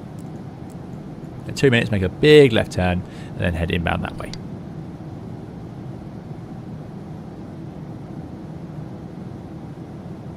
And then once we're inbound and the DME gets to, I can say 5.1, we'll start our descent at 800 feet per minute. A lot to happen here, lots going on, so I like I say, may need to do this twice. The other thing is, this aircraft is a bit of a handful with all the automatics out so far, is my experience of it. The main reason being, it needs a lot of power. It uses a lot of drag on approach. This is not an efficient machine by any standards. So you've got 3 engines running, they all produce their own bit of drag. You've then got all these old school flaps which are not particularly efficient, so they cause drag. Massive great slats as well. Then it has big heavy gear, and the spoilers will come up on the wings. It uses direct lift control. So what it does, it's like funny enough, the last time I saw this was in the F-14 Tomcat. In the F-14 you have direct lift control where it's just like this, it's trying to remove the need to adjust the trim and pitch of the aircraft while on approach, because that can make it a bit of a handful. So what happens is the speed brakes automatically deploy when you go past 30 degrees of flap, so when you go to your landing flap of 33. What you then do is, as you adjust the pitch, the speed brakes will automatically move in or out to keep the airplane doing the right thing, and it's quite remarkable to see. So that's what we'll see on the final approach. So you'll be moving the yoke, but actually the pitch of the airplane won't change. What will happen is the speed brakes will go in and out to try and lift it up or push it down off the glide slope. It means you don't need to change the trim, and you don't need to change the pitch much. It makes it very stable. It's just a very weird sensation and not something commercial pilots are used to seeing. Crash Ed says the DLC in the Tomcat is incredibly useful. Yes, it is. Yeah, it's a great system. Oh, and it's crashed again. There we go. This is not happening. And I've done flights in it. I don't even understand.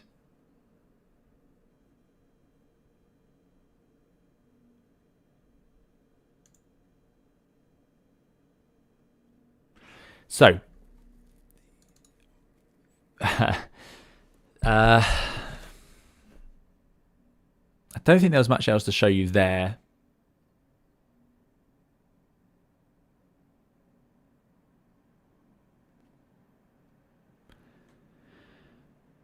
Yeah, I'm sorry everyone. I don't know what's going on. Like I say, I have flown this before. Yeah, disappointed. But what I'm going to do is I will load it up at TNCM and we'll just go and fly this approach, because I don't know what else we can do.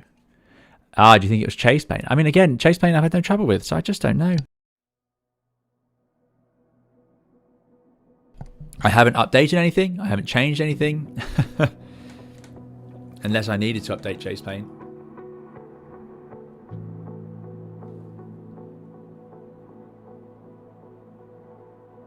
I've used cinematic camera loads. Like I say, I've had no trouble with it. Yeah, don't worry. We will go and do the approach. We'll just start. I'm going to put us on the ground in St Maarten. And that's nice, because then we get to see a lovely airport as well before we do it. Autosave would be great. I mean, the tow-less system would be the dream here, wouldn't it? It would be the dream.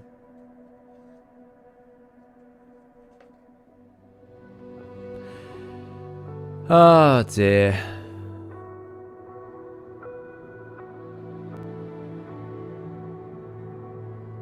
Did chase plane, was it cinematic camera we used? I don't know if anyone, I'll figure it out later, but was it chase plane that we were using when it crashed first time rounds?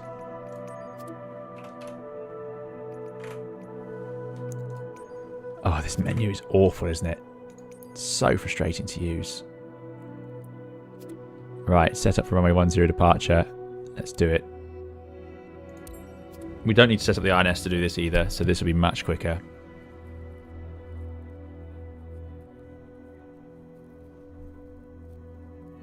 The nice thing of 2024 is this, is how quickly, here we are on the GA apron. It's how quickly it loads in.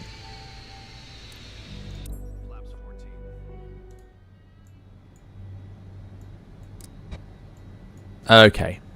Throttles, gear, parking brake. Flaps 4. Okay. So let's go to Ready for takeoff. Flaps 10. Whilst it does that, import, and let's reduce the fuel. Let's have 18.4 tons.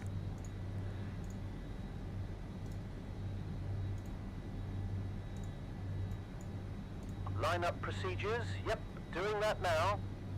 Ready for takeoff. Line up procedures. Okay. Captain, that last flow is done. Aircraft is set. Do we have any departure charts? Visual departure east. no, SIDS 10. So that's interesting, isn't it? Because you could do that, like I say, if you loaded in with the INS and so on. We're not going to do that now because we've obviously been doing this. We just want to fly this approach now. So what is the deal with the departure east? Take off, make a right turn, don't fly into mountains. Okay, we can do that. We're going to go to 4,000 feet because that is the start of the procedure. You remember that's where the hold was. This is becoming a sim exercise rather than an arrival, but there we go. Flight director's on. Toga switch pushed. Flaps are at 10. Takeoff performance, sync, calculate. 218, clean. So we'll put that in. So in this case, we'll set the thrust, we'll take off and make a right turn out. Now the only thing I'm not sure, this aircraft sinks. I don't know if its landing or takeoff performance includes the current wind or the runway you're going from. I don't know if it knows that. I would hope it does. To set the EPRs. So we've got high EPR 627 there. Okay. Okay. Right. Let's tune the VOR. So yeah, we don't need that chart. That's not telling us much, but we are going to use 113.0.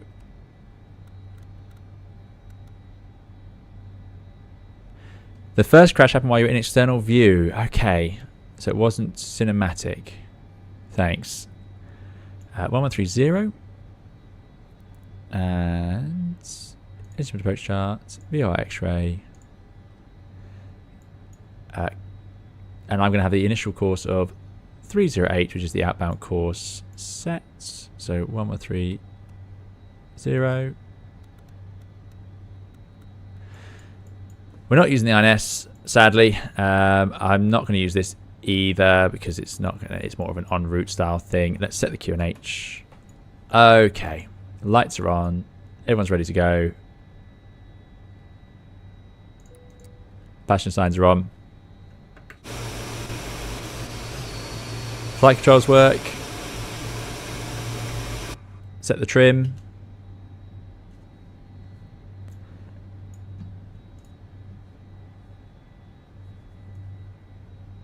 .63. Interesting. Loaded quite differently. That's because of the lack of fuel. So the fuel keeps the trim forwards on this airplane. Interesting. Good. Okay. So we're going to take off and then circle back round to the VOR. That's the plan. Oh, the first question was cinematic view. Ah, man. I've used it so much. I'm surprised. Anyway, now forget all that. We did our en route bit. All you missed is a descent where we would have just pointed at the VOR, which we know how to do. Let's go and do a departure from St Maarten.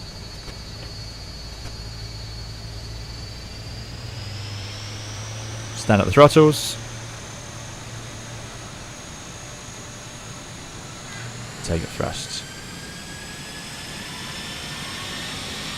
Now it is quite light now. It doesn't have much fuel on board.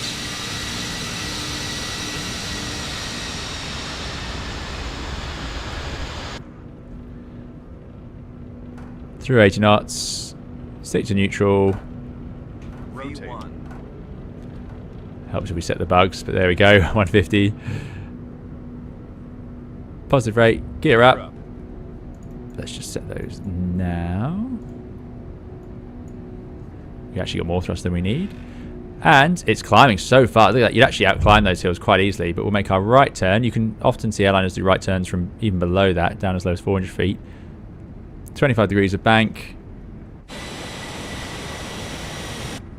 That's awesome. And we're clear of the hills easily. No trouble at all. Let's accelerate to clean. Let's get through to 200 knots. And I'll just move away from the VOR to give ourselves a bit of room. And we'll keep climbing to 4,000.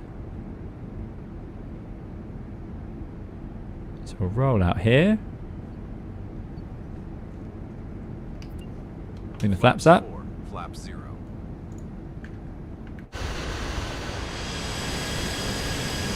Yeah, it's a rocket ship when it's empty like this. But of course, remember, this plane will be loaded up to fly long distance potentially back from here. So, right, let's go. Bring the heading bug round. Just bring the throttle back now.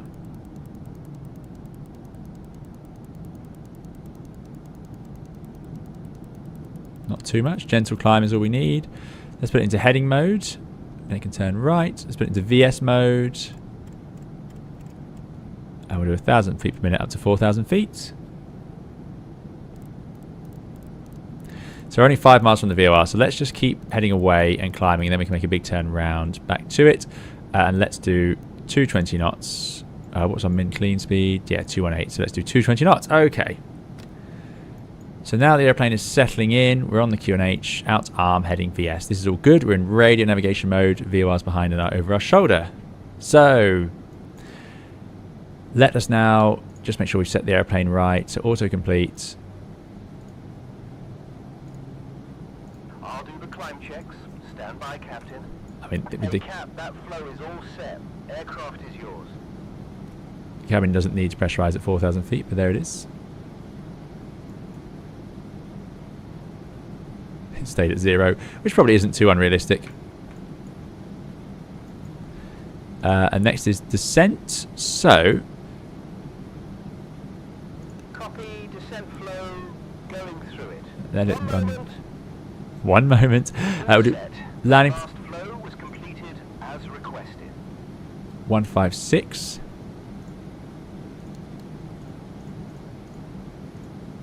0. Calculate. So there's our approach speeds, 149. Let's just make sure we did load on enough fuel for what we're doing here. Yeah, 17 tons. Takeoff will be quite thirsty in this machine. 10 miles out, so I'm now going to turn the aircraft back round towards the VOR. So the outbound course is 308. So let's see if we can work this out, because we're actually coming from a different angle now. So I'm going to enter the hold and then go outbound from the hold. That's going to be the easiest way to do this, I think. The airplane will actually bank a lot more aggressively, not in heading mode. It does it better in like INS or VOR lock mode. So let's see if I can do this sharp enough. And I'm going to make our lives easy. Let's slow down. So let's go flaps 4, 184 knots. And this is where this is going to get thirsty. Flaps 4, flap 0, flaps 4.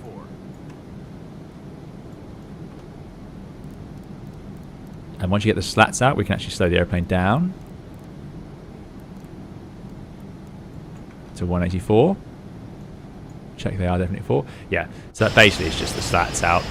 If I slow it down, it brings in our radius of turn and it makes our life a lot easier. So there we go, coming back to 184, making a big turnaround now to point towards the VOR. Now the VOR is directly north of us, so I'm actually going to have to cut in by going basically east for a little bit.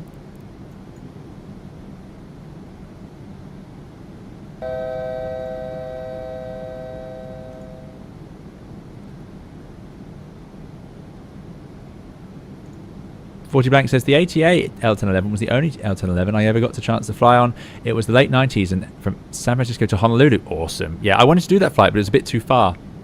And I'm glad I didn't, because we'd have had a lot of problems doing that. It's a plane that made me fall in love with flying and traveling. I can see why. It's awesome. Now, this is live weather, so you could just fly visual approach today, but we're going to make life really difficult and do a VOR. So the VOR is off to our left now.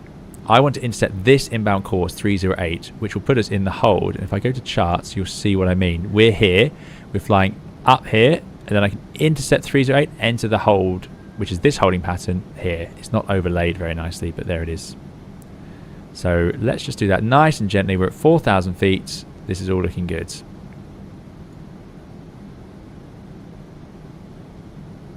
What else do we need to do? We don't need to put the minima in. because it's so much higher. Will be visual very early on with this lovely weather today. We don't need to do anything with the INS. Even if we were using that, we wouldn't be using it now. We'd be onto radio navigation, which is what we got set. So let's think about the courses. We've got 1130, and if I put the... And this is a little trick. I'm going to put the outbound course of 308 over here, and I'll show you why. So I have that there as well, because I will fly outbound on 308, but once I'm on that, I'm going to use the second autopilot, or the right autopilot and flight director, to head outbound for me, and then I can tune the inbound 096 on my side, ready to go. So you can see here, we're just taking a slice off. You'll notice that this is useless, this miles and time. This is just from the INS. It won't give us any useful information now. It can't do that.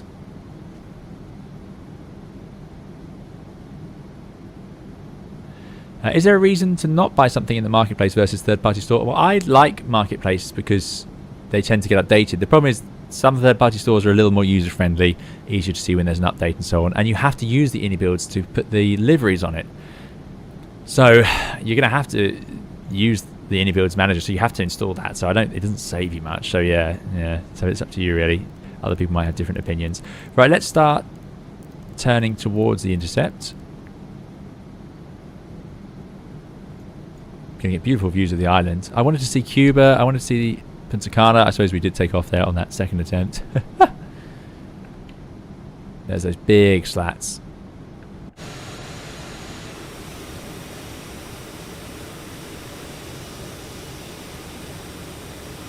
Pretty calm water today.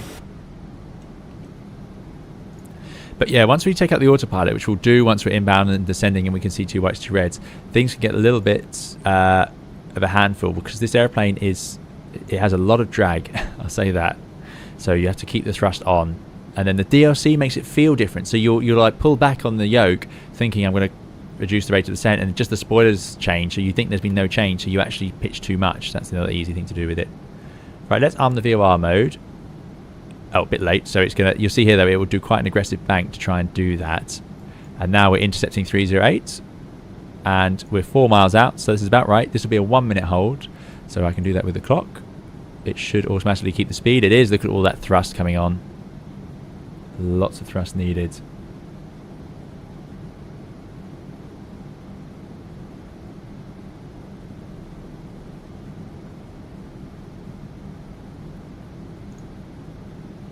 Right, so now we're heading to the VOR. Unfortunately, it's not going to be much good for us shortly, so let's update the heading bug, because we're going to have to do this ourselves. So it's flying for us in VOR mode to the VOR. It's tracking inbound, but we're 2 miles away. In a moment, that's all going to drop out, and I'm going to put it into heading mode and fly the reciprocal of 128.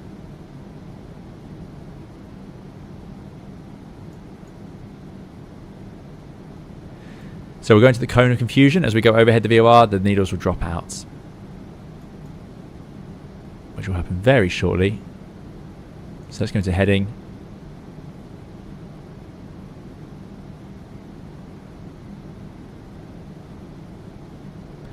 There we go. Let's turn the airplane round. We want to track 128. If you had your INS, that's where it would be useful. It would show us the current wind, so we could actually calculate this a bit better than what I'm about to do, which is going to be very much rough work.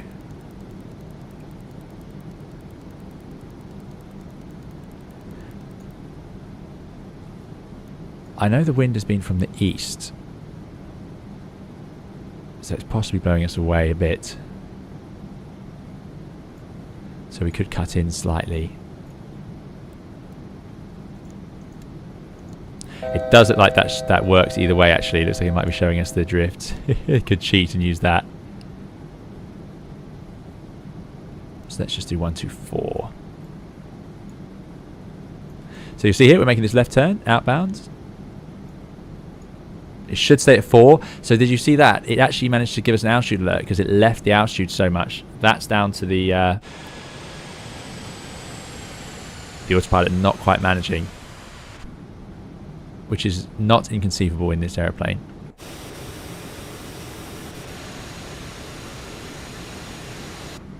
Now you could end up in this hold in a stack. If you've flown all this way, so let's get wings level and then we'll start the clock. If you've flown all this way, you could find yourself in a queue Let's start the clock. It's supposed to be from wings level. It's doing a very gentle level off here, so start it now. Yeah, so if you've all arrived and you're all trying to fly this procedure, you can't begin your approach until the airplane in front has called, you normally they'd call beacon inbound, so you might have to stay in the hold until they've done that, or maybe until they've landed, depending on the procedures, if there's no radar to guide you otherwise. Obviously these days, they would just fly the RNAV approach. They'd fly this one, and air traffic would vector you via these waypoints, and they would clear you past, you enter you into a hold and stuff. It's much simpler than what we're doing here, but this is old school. So yeah, you'd find in the old days, you can sit in holes waiting to begin your approach. Out of interest, so what is our track? Oh, that would suggest we're actually cutting in too much. With a wind from the south. So maybe we will keep it out here a little bit more. Yeah, we are. We're getting blown left, which would have happened during that turn. So what I'm expecting to happen here, here's a minute, so now we turn back inbounds. And I'm expecting us to actually immediately get blown through that VOR course. That could happen in this situation. That's why you need to know the wind. You would use your flight planning software, or you would have checked the winds on the charts before you began this approach. Or, like I say, you'd have your INS showing you, which would have showed you the wind, and you could have calculated this. And then you can calculate the drift you're going to apply to each of these turns. Again, this is not something pilots do very often these days. The stack would be 1,000 feet separation. And in the old days, it would have been 2,000 feet. But yeah, 1,000 feet separation. Not 500, never. Let's go VOR. Oh, this might work out.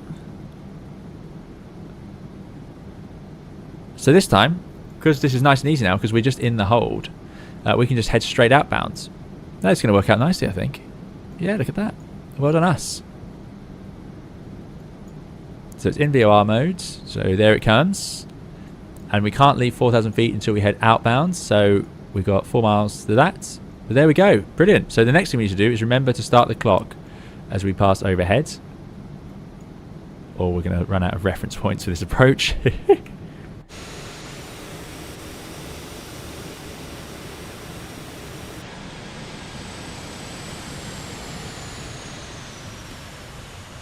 Just imagine the fuel we're pouring out the wings to do this. It's not bad, actually. We've still got 16 tons. This has been quite efficient for what I was expecting. 2.3. It's not really bothering to do the final chunk, is it? Don't know why. 310. It's very gently intercepting it, I suppose.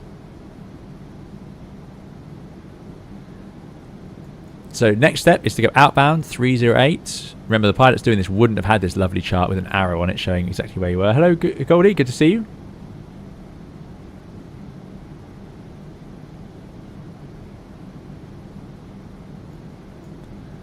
Point 7. So we're going to go outbounds on 308, which is fine. So I can leave everything as it is. It's in VOR mode 308. It's just getting confused. And we are outbound, so let's start the clock. Worst case here is I give myself a little of extra time, which is no problem. 2 minutes, so now we can go down to 1,600 feet, which is the procedural altitude. Now these airplanes were flying around in a time when efficiency was not considered such a concern, so they would have no trouble going down to 1,600 feet, flying level with the gear and so on. So let's go VS, and let's just do 700 feet per minute. Down to 1,600 feet, we've got alt, arm, and VS, that's all good. Heading outbound, and we are... I like this little orange arrow, by the way. This moves along to 1 minute, 2 minutes. I love that. Really neat. Let's start slowing down and making our lives easy. Flaps, so let's go. Flaps 4. Flaps 10. Let's get the next stage of flap 10, 174, because we don't want to have to do everything at once around the turn. 174. And in fact, let's go to flaps 22. Flaps 14. Flaps 18. Flaps 22. It's got as many settings as the 789. 164 knots. There we go. Now, it's not descending because you see here, this is where this is a more basic autopilot. It's not managing to descend because I'm putting all the flaps out and we're just upsetting it. And that's a lot of flaps to travel, actually. 22 is a big flap setting.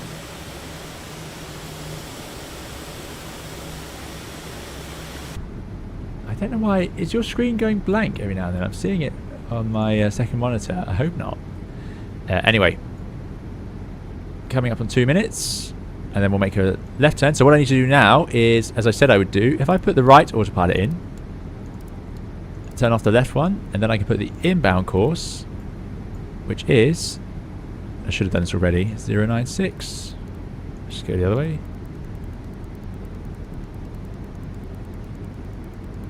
But you see here, because I swapped over to the right, that allowed me to do that. There's 2 minutes. Let's go. Heading bug's in the wrong place. That's my mistake here. So let's heading round we go. Still leveling off at 1600. Let's just shadow out the VS. Heading bug all the way around to keep it turning. But we're just going to put it onto an inset heading. So just take a bite out of it. Still 1,000 feet to go. Should be doing 700 feet per minute. It's doing over 1,000 because I've entered the turn. And this is where, like I say, this autopilot struggles at times. It is not perfect. 2500. There's the radio altimeter, 2500. We got the right QNH, that's good. 096 is the inbound course, so 096 set. We're in heading mode, so just got to remember we're on the right autopilot at the moment, so this might not work if we're not careful. So I'm going to swap over to the A autopilot, turn off the B. And let's put the heading bug round to intercept it. So I'll give ourselves a nice chunk so we don't miss it. It's still doing way too much of a vertical speed. So capture 2000. I don't want it to capture 2000. I want it to capture 1600. There we go. Check the speed. You've got to keep an eye on everything here. You've got to check the speed, the altitude, everything. There's no guarantees. And now we're inbound. I hit VOR and let it intercept the inbound course, the 096. We're 8.4 miles out, so we have plenty of room. Remember, we're descending at 5.2 miles, and I'm hoping as we come around the corner, aside from the cruise ship, we'll see the airport. Not quite. It's doing a third. I see. It's doing a shadow intercept. Interesting. So it's ignored my heading bug when I hit VOR, and now it's flying its own intercept. I'm not sure I like that. That could be a bit shallow. If we look at the chart, you'll see what I mean. That's not going to work. So let's go heading. Let's drag ourselves a bit closer to it. Remember, you're visual, so you could just fly visual approach as well. Let's go gear down. That's not animating. That's a bug I've got with my one at the moment. Again, this is not the release version. Let's keep that heading bug. Let's go south. Let's really make a charge at this. 6.5 miles out. Let's go to landing flap. This will deploy the DLC, so the speed brakes come up now, and you'll see that it gets really draggy. It's going to have to put on loads of power. 75% N1s on all three engines. Now we'll bring the heading bug round, go VOR.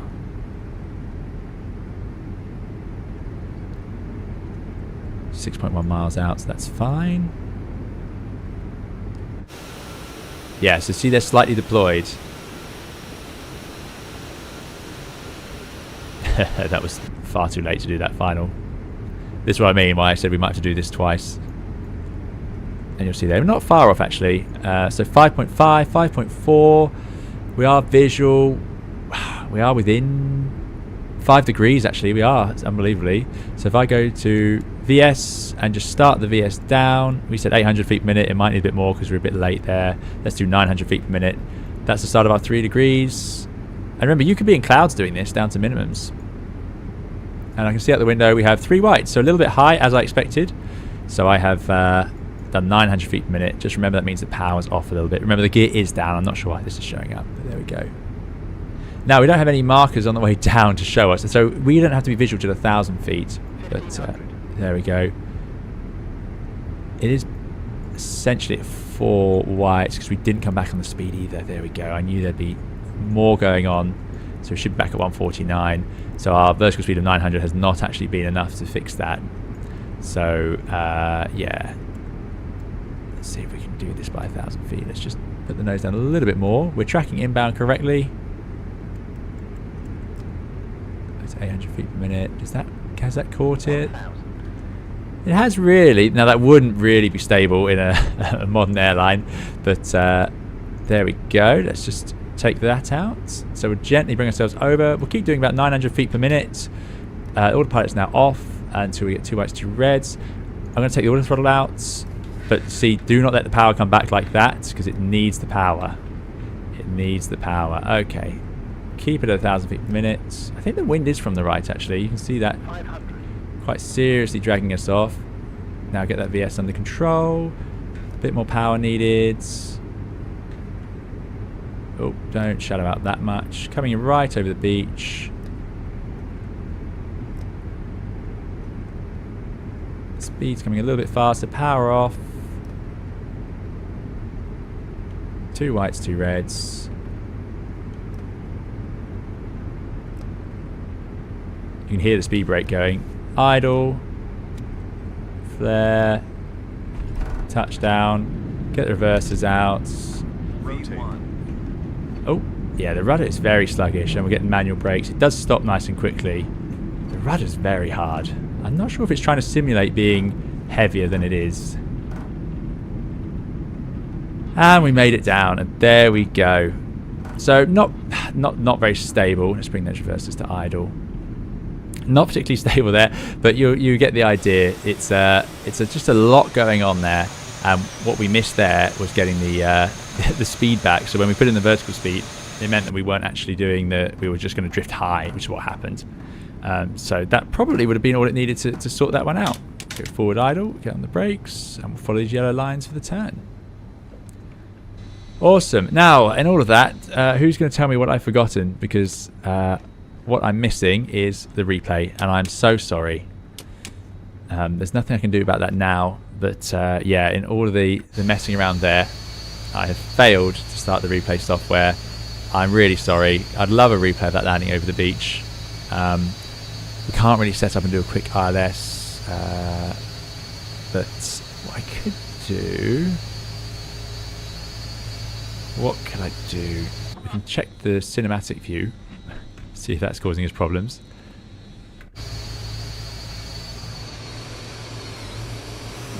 We could try it again, but I don't want to bore you all with another VOR approach. But that wasn't the best we've ever done. We could do a much quicker version if we wanted to, and just try it out again. Try and get the speeds right. But we did get through it. I think it might be a wise move to call it a day there. 3.5 hours, 4 setups, 2 sim crashes. I think we've had plenty of fun for today, and we can just take a breather now. But there we go, beautiful airplane.